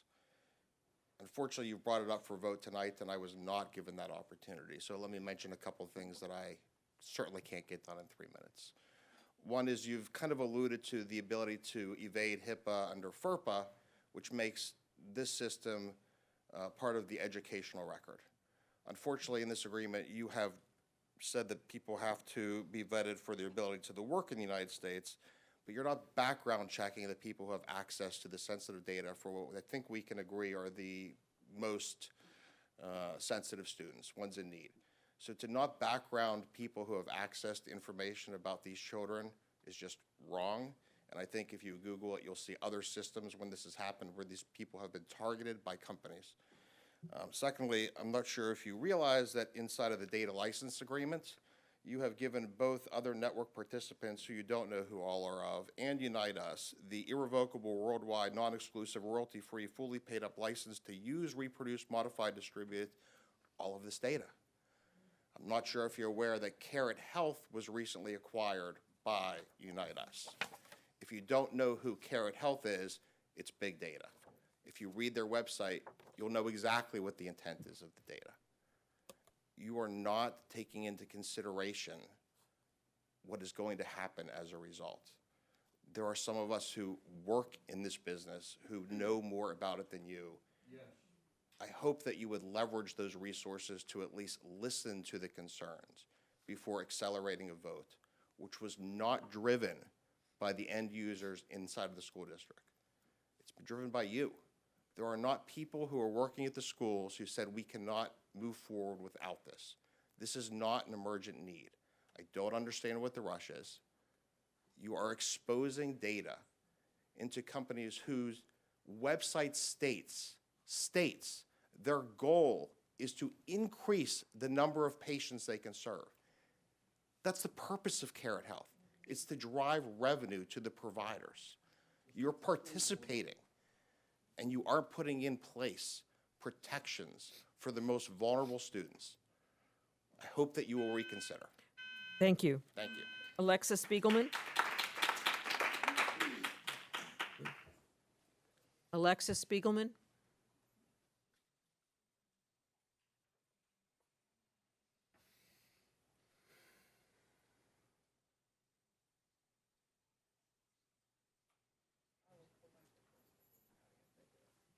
Good evening. My name is Alexis Spiegelman. I'm the Sarasota County Chapter Chair of Moms for Liberty.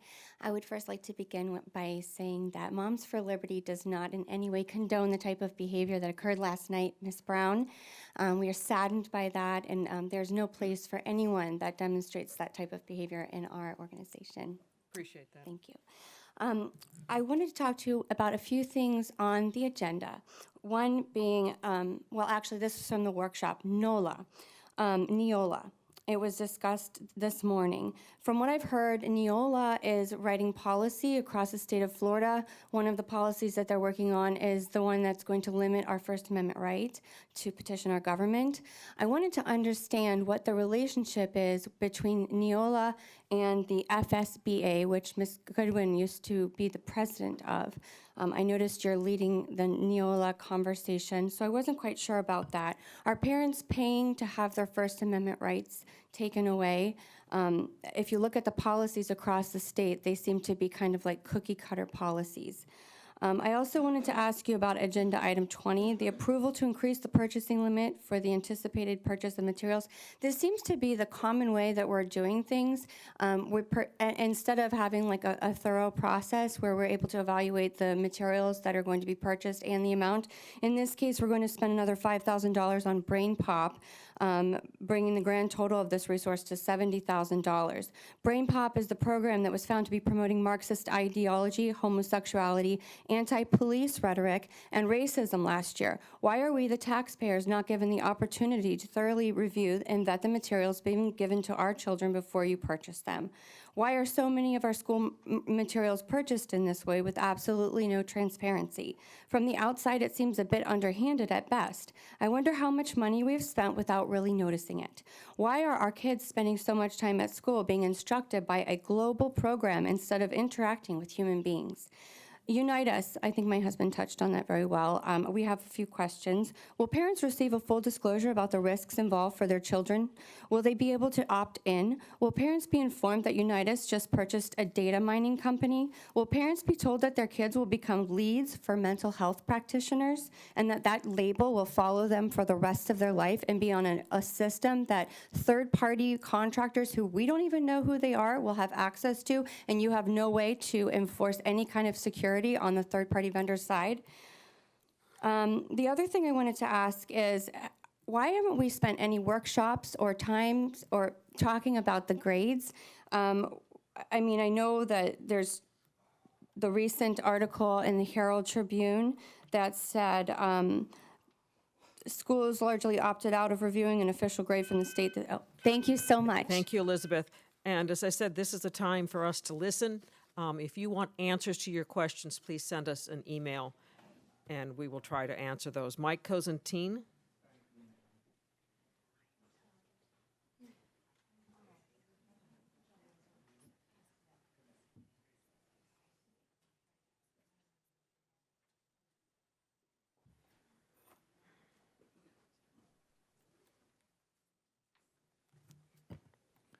For the record, Mike Cosentino.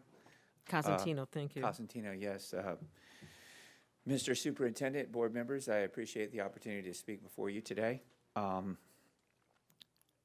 This is actually my first school board meeting. I've watched a bunch of them on TV, but reading in the paper this morning about the folks at Shirley's house kind of compelled me to come on out here. And I'm actually I'm missing, I do a flag ceremony. I bought a little piece of beach property behind the village on Siesta Key, and I have posted up an American flag, and I do a flag ceremony every morning and every night. I actually missed the ceremony. I had someone cover it for me tonight. But, you know, one of the things that I advocate for there, and I try not to pontificate too much, but I always say, you know, this is a great opportunity for us all to set our partisan differences aside and come together in recognition and celebration of our common ground as Americans. And when I'm feeling a little snappy, I kind of throw in that, you know, no matter what your political beliefs are, probably 2/3 of the people are in your own party and everybody in the other party disagrees with you. So just get over yourself, you know. And one of the things I've really liked about the school board is the fact that it isn't partisan. And, you know, I just hope that we're able to find a more respectful way to have discourse with those with whom we disagree. And so that's my main message. I do actually want to say to Ms. Ziegler and Ms. Spiegelman that it seems, I appreciate what you said. I appreciate what you said in the paper, Ms. Ziegler, but it seems a bit disingenuous to me. You know, it seems like you kind of, you scream fire in a crowded theater. Excuse me? Yes, ma'am. We've got a rule that. Madam Chair, let him. Directing to Madam the Chair, board. please let. All right, she will let you talk to her. Go ahead. Okay. I'm sorry. Again, respectfully, it seems as if you scream fire in a crowded theater and then stand by the door and ask everyone to walk slowly.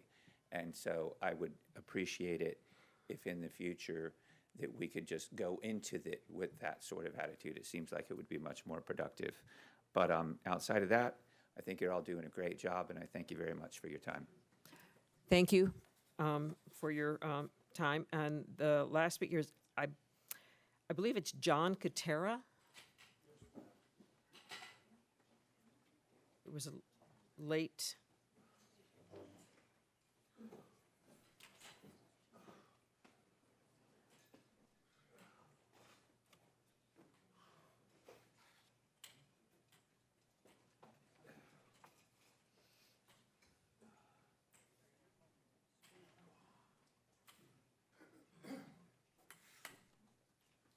How's everybody doing tonight?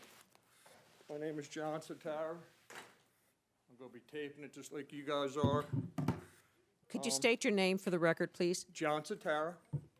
I'd like to also say that what happened last night to your house shouldn't be done to anybody. And I apologize for the people that resort to that means of destruction and threats to get through to people. I've been here many times.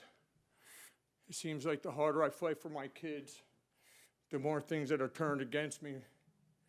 2 years ago, when you started to keep parents off of school property, I came in and I said, how's a person like me with disabilities going to socialize with the teacher with a son with disabilities? And my son was going to Wilkinson since 3. The state had him with his disabilities. There's 2 facilities that work with children that have been drug-borne, drug-addicted, sexually abused. So the school and school board knows because at the age of 3, he joined Wilkinson. And a young lady there took inspiration in my child and took a dog and turned him back into a child for me. Most amazing thing. She should be given raises. People who do their job and go above and beyond should. Now, when I came in and I complained about my son in Brookside being physically drug out and cursed, as the principal, Miss Nations, and the teacher got together and literally bullied my baby boy. And how I can prove this is because I got books. Okay? I'm illiterate. You know it. You've been to my house. We talked about this.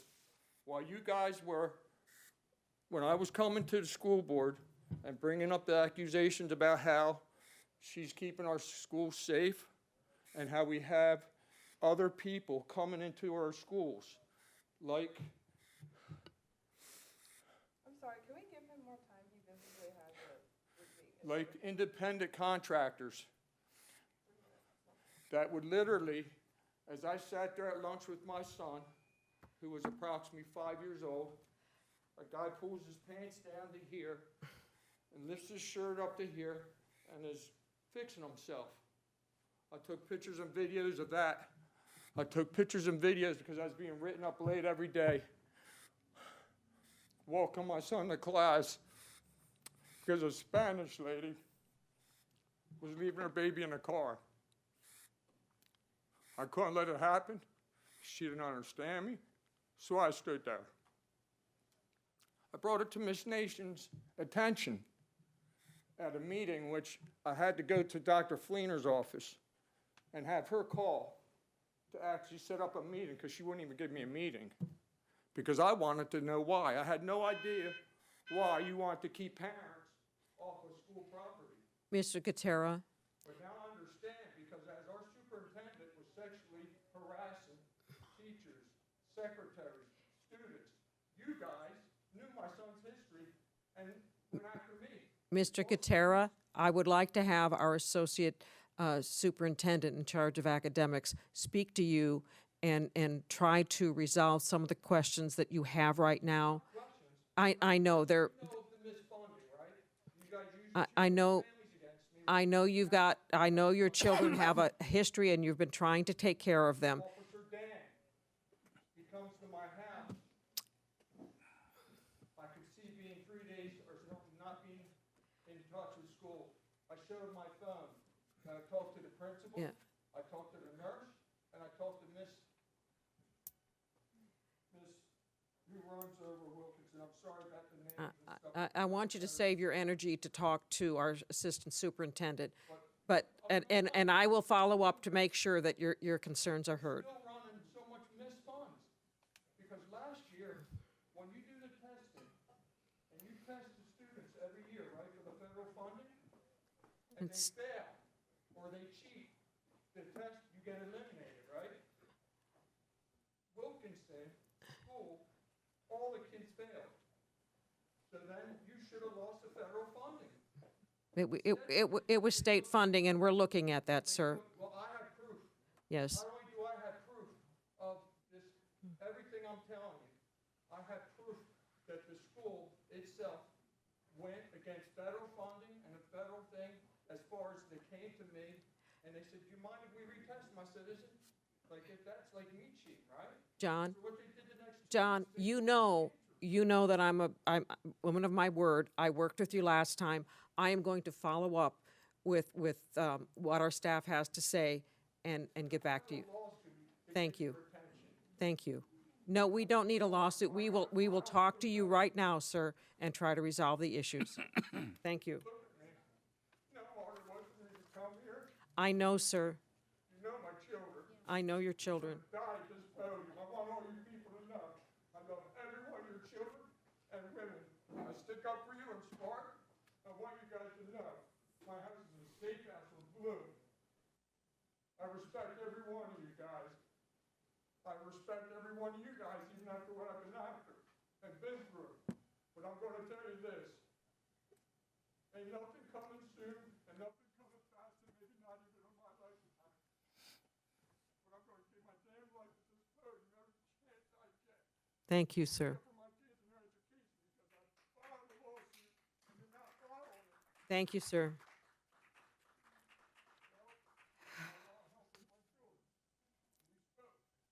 You still haven't got back to me and tell me how much each kid's worth and how much each kid's worth and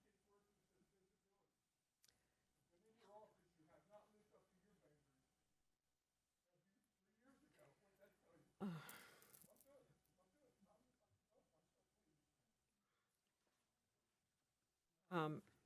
Mr. Superintendent, on the, How much money you people need?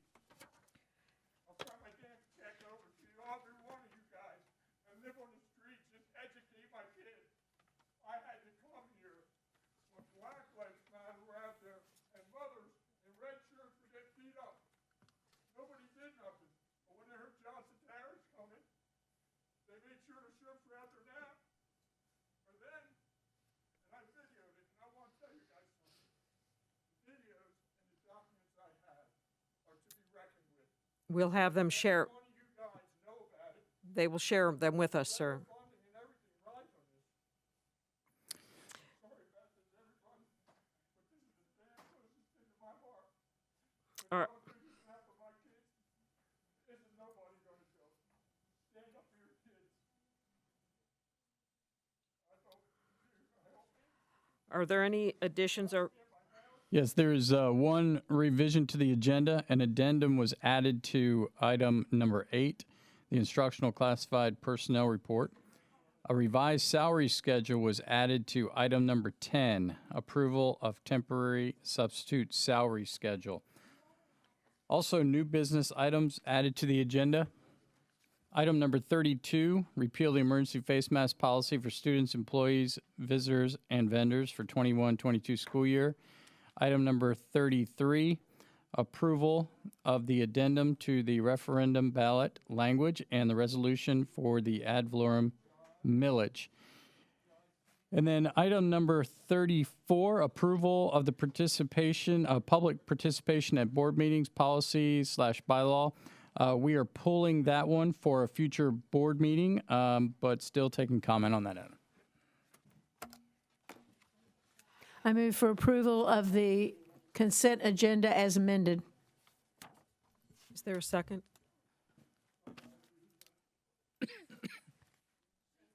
Could I have a second, please? Second.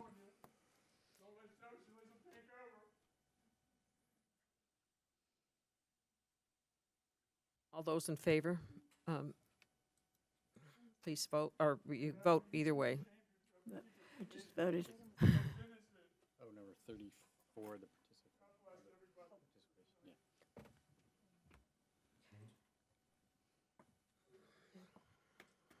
Five oh. And the consent agenda passes 5-0. Was there any comment on anything on the agenda? Let's go to new business then, item 31. Is there a motion?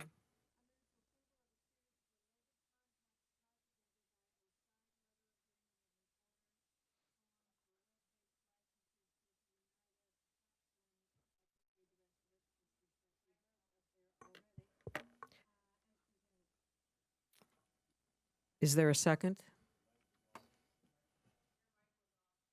Second. Oh, wait a minute, we have to redo this. Could we? Here. Like, Hear you, Jane. You get that. I hate these. There you. I know. Hurry up, it's on. I move for approval of a series of contracts between Unite Us and the School Board of Sarasota County be approved as presented. Thank you.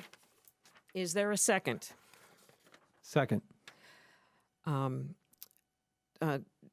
Dr. Aspen, would you care to comment on some of the concerns that were brought up? Sure, Ms. Jackaloum, can you please come forward? I do want to ask our attorney, Mr. DeLeo, to respond to. I know Patrick Duggan has worked on some of the language a few times with Unite Us, and if you could comment on that, I appreciate it. Sure. So this contract has been undergoing revisions since we began work here with the district. That is our firm in February. It has been reviewed by various healthcare specialists, various lawyers in other specialties, and at this point, the issues that relate specifically to legal have been resolved. Also, I just want to, if I may, I was concerned about the data usage, and I did ask Mr. Duggan to look into that, and he did. One of the side agreements here is that no data can be utilized without a parental consent, period. Ms. Jackaloum, can you respond to everything about Unite Us, because I know that you are about to use this with your department, and I know you have some things you'd like to talk about. Yes, thank you guys so much, and thank you, Mr. DeLeo, for addressing those concerns as well. Our team has been looking at the Unite Us platform for probably close to a year now, and it is our hope that through this platform, our staff members are better able to serve our students by connecting them to resources and supports that are needed to assist their families and individual students as they aspire to thrive in the academic environment. So our goal is only to provide more efficient services for our students and to provide those students services in a more timely manner.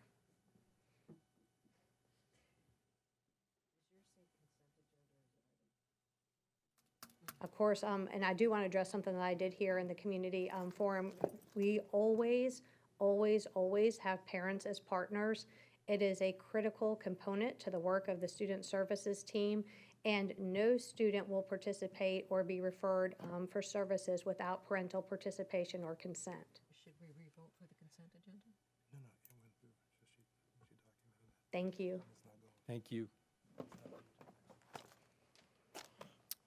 Ms. Jackaloum, I also know that this is a service that, as you said, provides families with the agencies that you already utilize and our social workers already utilize to help families. Unite Us is a platform to help make that faster and more efficient so that social workers aren't having to call over and over and over again and trying to get services to families that seem to take a long time. So this should shorten the time with families getting services, correct? Yes, the providers that we are, the partners within the Unitas platform are all local to our community. And like Dr. Asplund said, and I think you guys may remember one of our social workers at the board meeting said, you know, sometimes to connect a student to services or families to services, it's 7, 8, 9, 10 phone calls, a lot of back and forth, and through the use of this platform, that connection could be made more quickly and efficiently, and ultimately, that's what we want. We want our students in need, our families in need to get the services and the supports that they need as quickly as possible so they can continue to make progress in our educational environment. Thank Ms. Ziegler? Thank you so much. Well, I will say that I know that there has been a lot of work put on into this. I know, gosh, was it February?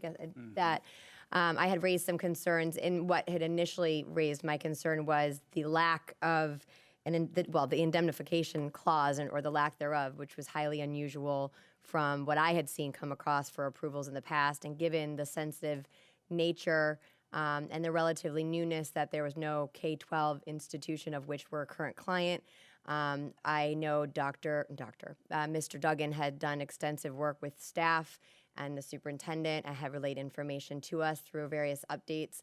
At the end of the day, for me, I recognize there are efficiencies that are going to be provided through to help support our staff and our families from an extension standpoint. I do have grave concerns as we move into one, particularly as it pertains to big data. I know we have data sharing agreements with our nonprofits, and that's largely as it pertains to the funding and grants that they give us, because I watch over those things very closely, because it is a world of which is something, I mean, it's very important to take a look at that.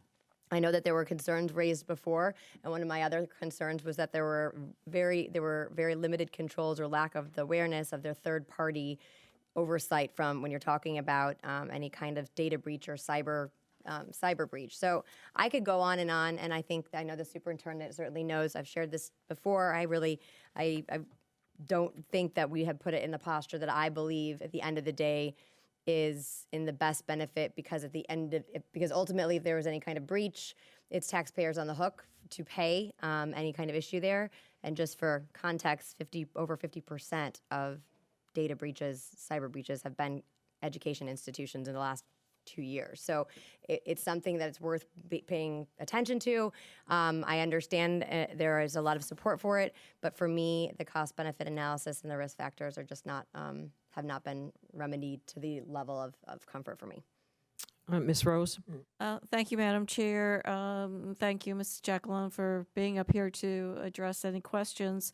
And I know I asked you this. I just want to reiterate it. What I think is the answer, that on this system, we aren't putting diagnosis or treatment plans or such. It's simply documenting a referral versus having to do it by phone. Am I correct with that? Yes, ma'am.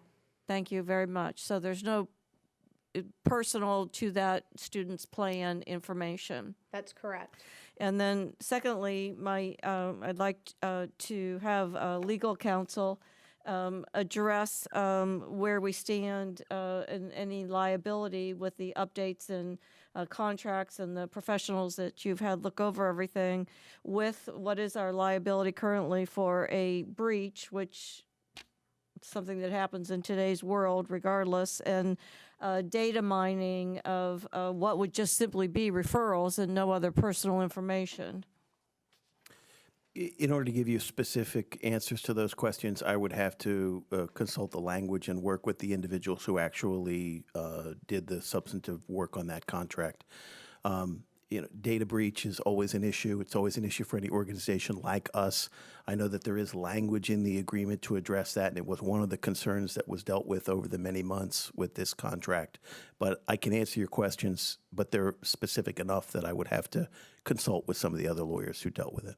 Well, I guess I addressed the superintendent. It's hard. I want to support this and am inclined to support it, but what I can't have legal counsel give me answers to those specific questions. I I guess I look to you. Where are we with this that we're not specifically prepared to answer that? I'm a little perplexed by it. Well, Patrick Duggan was our person who was helping us with this language, and he did a great job on two different instances as far as looking at the language and creating language with Unite Us that we thought that would work, or would put us in a situation where the positives would outweigh the negatives. Also, I know that we had our Joe Binswinger, our technology information specialist, look at all of this as well, and was able to tell us that he thought that he felt pretty good about it. And with that, and the fact that our attorney worked on the language, we thought we'd push it forward so that we can get moving on it for our families. So I think the answer to your question, Ms. Rose, would be I would have to consult with Mr. Duggan as well. He's the attorney. He wrote the language, and but I will tell you the two questions that were brought up earlier. He worked on those with Unite Us, and like I said, came to agreement with them that would support our school district as much as possible. If I could put a finer point on what the superintendent said, this was a concern that was addressed early on. There was a lot of drafting and back and forth in the negotiations related to this issue. Is there a potential for liability on data breach? Yes. Is that true of nearly every contract of this type? Yes. In order to address the specifics of your question, we would need to get some additional information. Are you finished? I am. Thank you, Madam Chair. Ms. Siegler?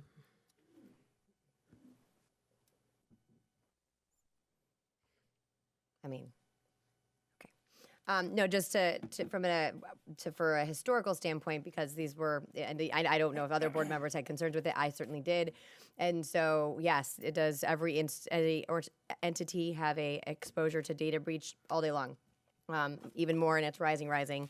We, as I mentioned, as an educational institution and statistically are at the higher end of that when you consider the records that we have.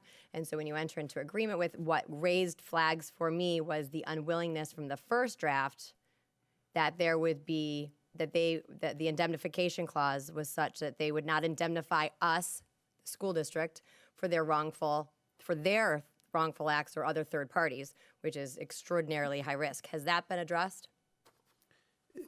That issue was addressed to the best extent that we could in negotiations, but what your characterization about the lack of an indemnification clause is accurate. Okay, so where does it stand now? So it went from, and I know again, Mr. Duggan was very aware of it because, and even our risk management department, I even believe IT. I mean, those were highly unusual provisions in a contract. So, and I believe, and I'm summarizing, I don't want to make any false statements here, but my understanding was it was very challenging to even get them to take any indemnification for their own wrongful acts. We have no managerial oversight of another company, so we don't have any idea what their controls are. And even if we saw what their controls are, we have no managerial oversight to make sure that they take them in place. Either way, that was where this had gone. Has that been corrected? Because my understanding is there have been some tweaks, but it's not, again, to the level what we would normally agree upon in traditional contracts. Again, I don't want to make any summaries. I already could have stood where I am, but for my fellow colleagues who've asked the question, I want to be fair that they understand it to the way I understand it. And I'm not an attorney, but just for knowledge. And I will say it is my understanding that it has been corrected by Patrick Duggan. I was under the impression that it was to the fullest degree possible. But I'm just letting you know what I know. That's what I know. We also have we do have cyber insurance for our school district as well. It wouldn't cover, yeah. Because of the language in the contract. Okay. Mr. Edwards? So I have been paying very close attention to Unite Us since it was first presented, which is, I guess, back in February, yes. So I have followed this all along, and I've had extensive conversations with Mr. Duggan. And to my understanding, I would agree with Dr. Asplin that as my recollection of a sign-off from Mr. Duggan that this was okayed to move forward. Then Mr. Spiegelman brought two things to our attention: the data breach question and the thought of what happens to the data. Are they just going to sell the data? So I went back to Mr. Duggan and I said, listen, that is a problem. We have to button that up and tighten it up and close that up. And I also spent time with Joe Biswanger to make sure that this platform is in any way, shape, or form, and all of the side conversations and all of the additional work that Mr. Duggan had done, is there anything out of the unusual? And at that time, his only concern was the data. The data could, in essence, be sold. And so I went back to Mr. Duggan, and we had got that buttoned up. So to my knowledge, all of the processes that I'm explaining to you that I have been involved in, which I think is every single one since February, that's my best. And again, I can't speak to the specifics of what Mr. Duggan wrote, but I asked him to reassure me that all of his work was intact and that Joe Biswanger confirmed that that was in fact, and the last thing was the data, which I got signed off. Ms. Rose.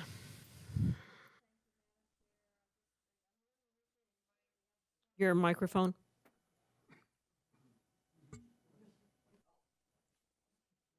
Thank you. I'm learning new things as this conversation goes on, and I certainly want to pay due respect to Superintendent Asplin and Mrs. Jackalone saying the positives outweigh the negatives for our students.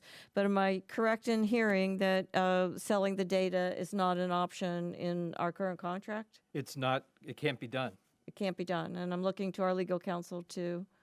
Mr. DeLay, I spoke with Patrick Duggan, and he referred to me to page 3 of the side letter agreement, and there was an agreement between the school board and Unite Us, if this contract is approved, that they will not sell or disclose any of our data, that is a provision that Unite Us agreed to, and it is on page 3, starts at the bottom of page 2, but it is in the side letter agreement that he was able to negotiate. Thank you. I really appreciate that. Yes, ma'am.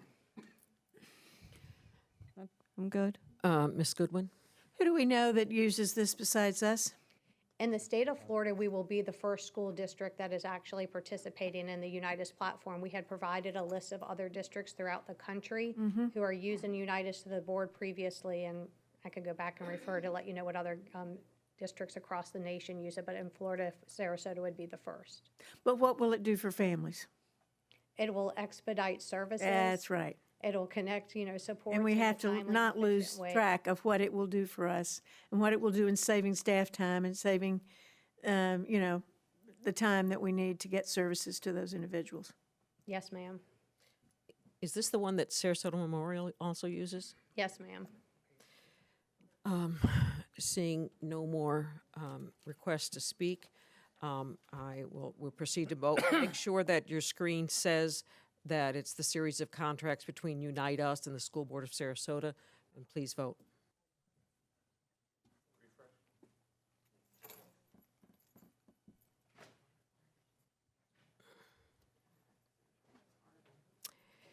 And the motion passes 4-1.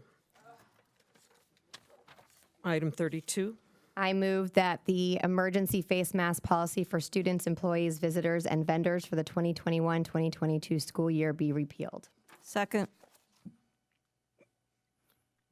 Mr. Asplin, did you want to explain? Yes, I'll explain.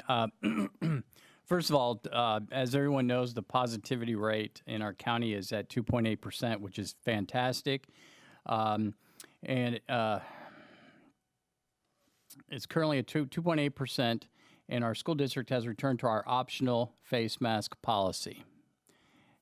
We are currently in that mode. As the temporary emergency mask policy has fulfilled its purpose, we now have an opportunity. We have an opportunity to wipe the slate clean regarding this emergency policy.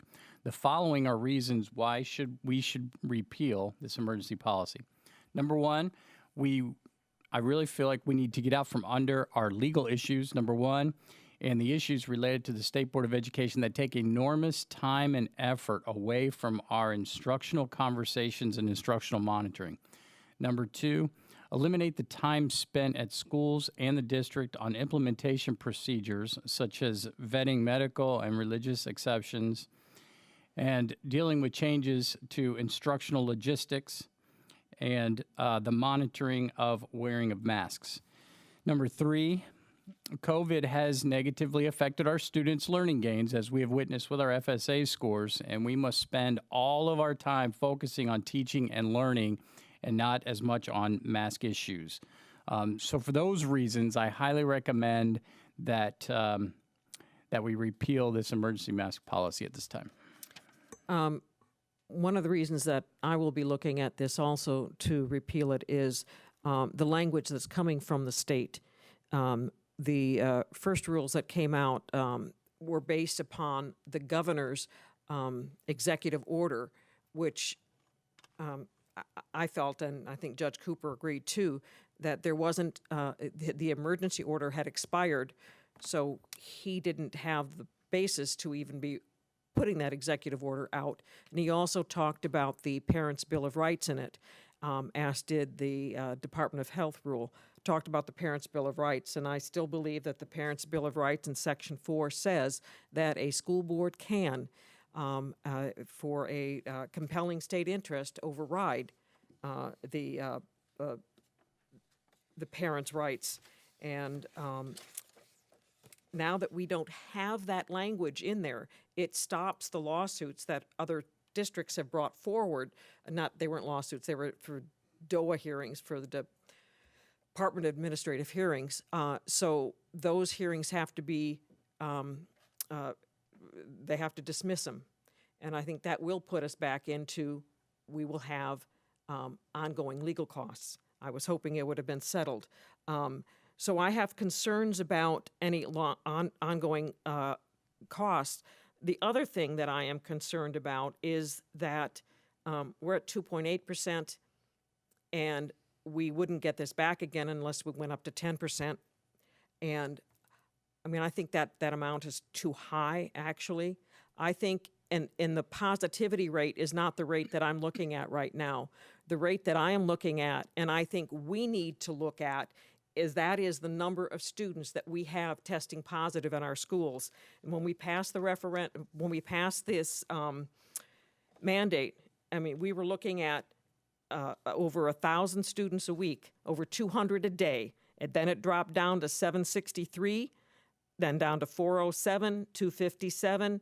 Week before last, it was 118. Last week, it was 51. I think we're going to go over that this week, though. But what concerns me even more than these numbers is that we now have, in this new rule that came out, it says that we have to open our schools to allow parents to decide whether or not a child is quarantined at home or allow them back into school. I've asked, and we don't know, nor does the health department know, how many students that are quarantined that then turn positive. We know that it wasn't 100%, and I'm sure it wasn't even 50%. I know the grandchild that I had, she didn't turn positive. And so it was causing problems in our school. I mean, the quarantine is causing problems for the students, for the teachers, for the families. And what we want to do is keep our kids in school. But there's this out there, is this going to be a problem? And I think it's something we need to look at very closely. And if we need to take actions, rather than perhaps having another mask mandate, there might be some other actions that we could take more surgically. If, in fact, maybe we need to separate the kids who are quarantined, maybe move their desks, that 6 feet apart, or maybe ask those parents to have those kids wear a mask. But I think what we need to do is look at it surgically and look to see right now, while we're having just a few kids a day, and we're going to be watching. I will be watching these daily numbers, and if we get a day where we're up over 50 a day again, I'm going to say, wait a minute, we need to look. Why are we having this many kids? And I hope I get an answer. And we can see, and I hope you keep track of any of those kids that are quarantined if they turn positive. And I hope they don't. And I hope it doesn't spread. And that is what we're looking at. Excuse me. So I think that the policy that we have, so many holes have been through it with the religious exemptions and the medical exemptions that, and the after hours, and then the kids, you know, in high schools that have the vaccines, and we don't know when the elementary kids are going to get theirs. But one thing you gave us, and I think you got it at the district association last week, it showed the districts across the state and what their positivity levels are. Positivity levels fell across the state. But what this shows is those districts that are in red, the positivity levels fell below 10%. The districts that aren't under 10% were the ones that had mask mandates, except for a few others. The mask mandate did work. I'm glad we did it. I'm glad we are now at a position where there's a 2.8 positivity for our community. Hopefully we're giving our hospitals and healthcare workers a chance to breathe, and that we can surgically make a decision if the numbers start going up, so that we can look at where is it going up? What can we do to mitigate this? Because I would like to see some other mitigations. And we heard we are going to be getting some tests that staff can take if they've been quarantined, and hopefully we're going to have some that we can give to parents for their children. But we need to take these other mitigation steps, and we want to. I'm sure everyone here, we want to keep our kids in school. That's the number one issue. That's the number one we're going to be working for, and we want to keep our kids healthy. And and I'll open that up to the board members now. I'm done talking. Mr. Edwards. So regardless of how the vote turns out, I just want to say I too think that the mask mandate, the temporary requirement was successful, and I think it did bring the rates down. And what I feel badly about was that putting in a temporary mask requirement that lived based upon the metrics that was introduced for less than 4 weeks was a share. I don't believe instruction is optimized by wearing a mask for a teacher or for a student. That I agree with all day long. And so I didn't set out to say, geez, this is a great idea, let's mask everyone and hope they learn. I said that I think what we need here is a shared sacrifice for the common good, and that was for less than 4 weeks, and that was discussed on the front end that our board adopted, and I'm proud of that shared sacrifice for the common good that lasted for a very finite period of time. I would go on to say, I mean, parental rights. I got accused because I was trying to keep kids in class, protect kids from being out in quarantine. I was accused of not caring about parental rights. And that's just not the case. I ask about parental rights in almost every board meeting where that topic comes up, and I look to ensure them. So the way that it got framed and the politics that got connected to it, I think is highly unfortunate when we set something out that actually solved a problem and fixed it. So I don't think parents are the enemy. I want to make sure that I'm clear on that, regardless how this comes out. And the last thing I want to say again, I don't think this is business as usual. This is not whip the masks off and get rid of social distancing and forget about washing hands and all of those kinds of things. Because if you notice, I didn't wear a mask in the workshop because we were all socially distanced and there were hardly anybody in this room. But I wore this mask tonight because I want to show solidarity to the folks that have to wear masks, those students that have to, that can't be vaccinated because they're not young enough. And I want to walk the talk because I believe that's in the best interest of our students to keep them in class. I don't think it prevents COVID. I understand that it doesn't, that children have less of a mortality rate. I get all of that. I've heard it. I understand it. I just thought a temporary mask mandate for a period of time to protect us while we were in a surge was worthwhile. And I will do it again if our numbers go up. Thank you. Ms. Goodwin? Well, the mask mandate appeared on our agenda suddenly on Thursday, and I really didn't get to discuss that with anyone. It just was there. And I got a call from the newspaper asking me what I thought about it, and I said, well, I really didn't know because I hadn't discussed it. And so I didn't really like that, and I hope we won't do that again.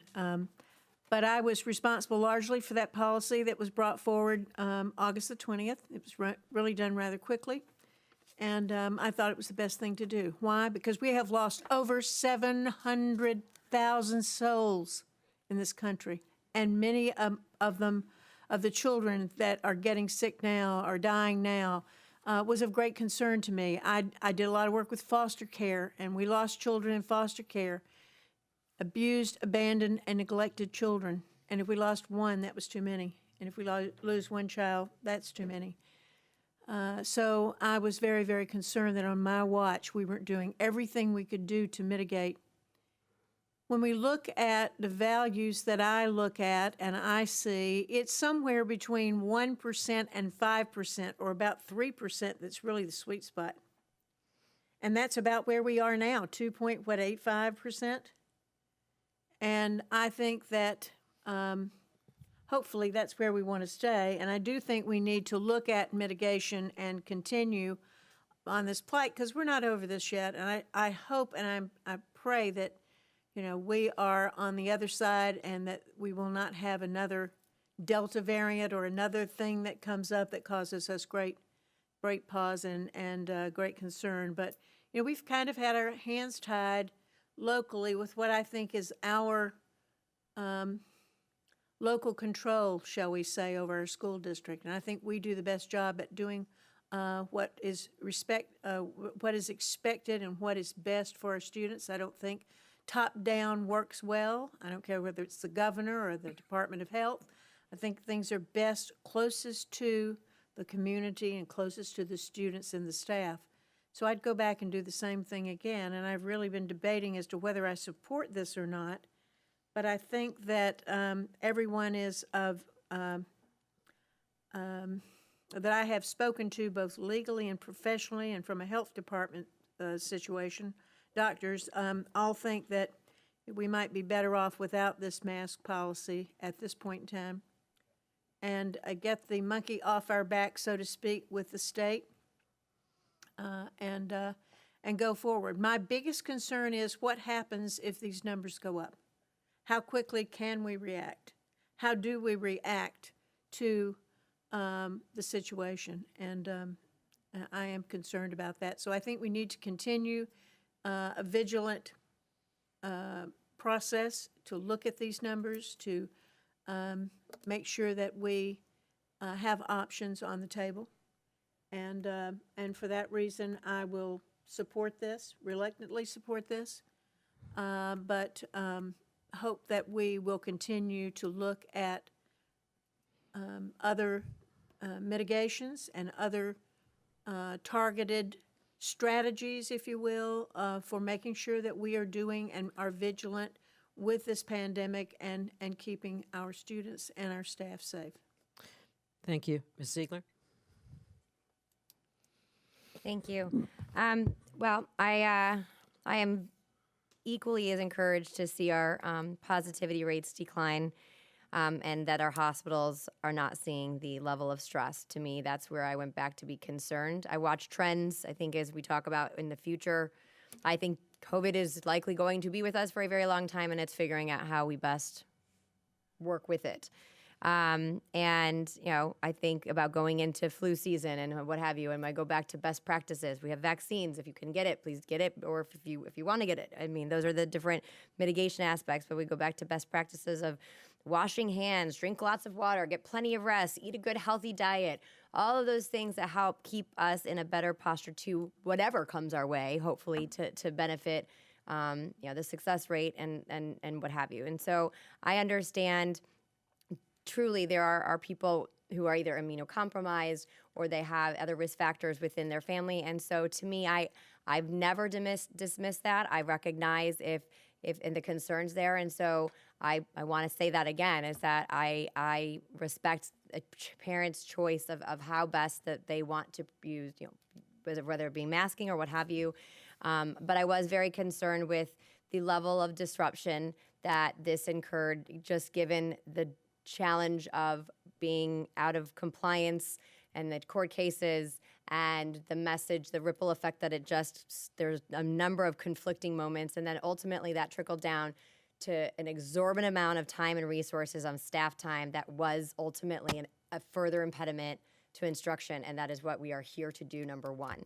And so I am very encouraged to see this. I know the Department of Education has a meeting on Thursday. I think there were questions about why this is on the agenda. I know I raised it when Department of Health, there was a new emergency rule, not EO, right? Emergency rule, and what have you. But I am glad to see us rescind this. I don't want to see us spend any more money on legal battles, and I do believe we would be facing that as well. But at the end of the day, happy to see it go down. I will obviously be supporting this.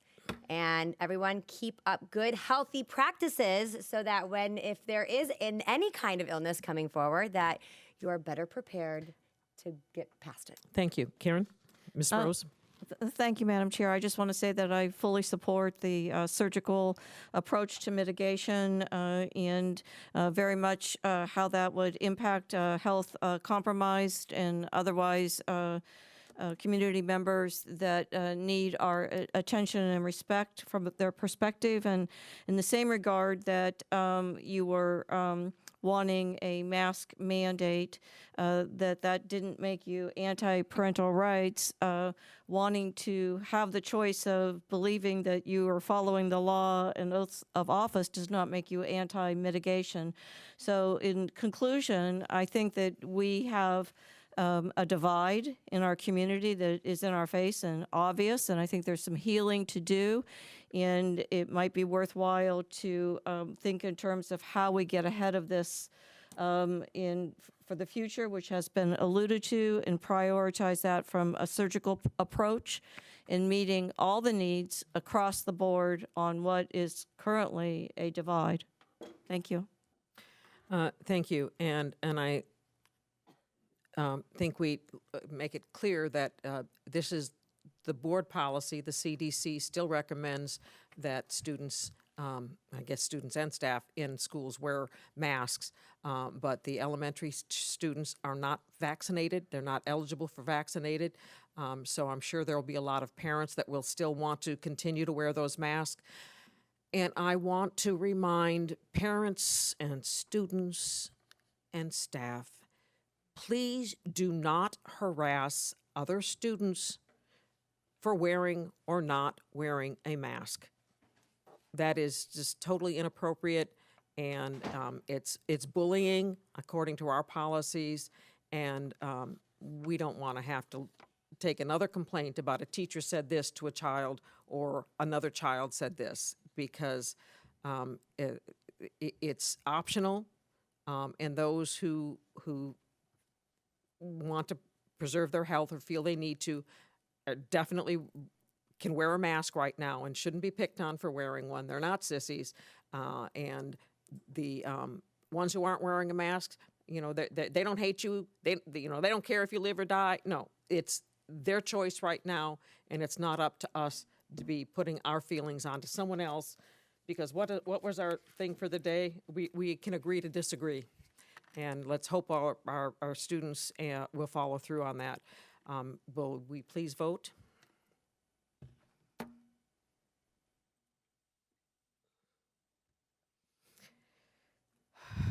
And the repeal, yeah, I should have said voting yes is voting no. So the repeal passes 5-0. Next on the agenda, the referendum language, item 33. I move for approval of the addendum to the referendum ballot language and the resolution for the ad valorem millage as presented. Second.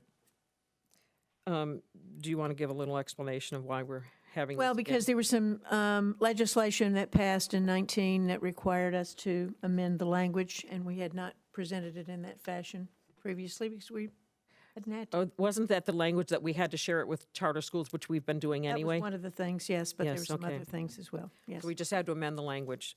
Okay. I see no comments, so we go ahead and vote.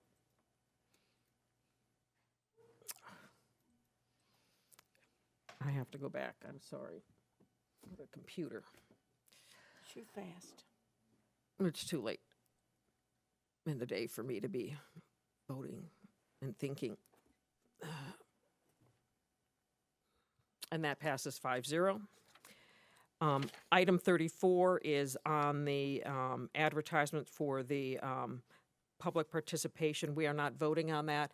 I do ask that you look at that. I believe we're going to be changing, I think it was item 6, A and B, just to clarify or not where we are on that. And please look at it and share your comments with school board members if you want dialogue back.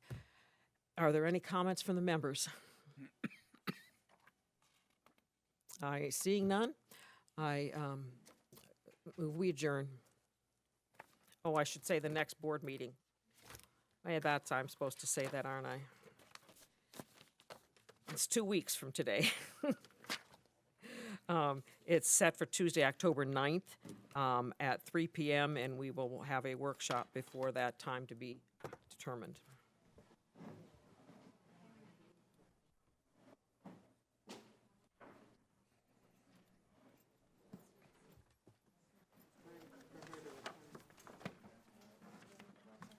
And I'd like to take the opportunity to thank the audience, too, for their courtesy tonight.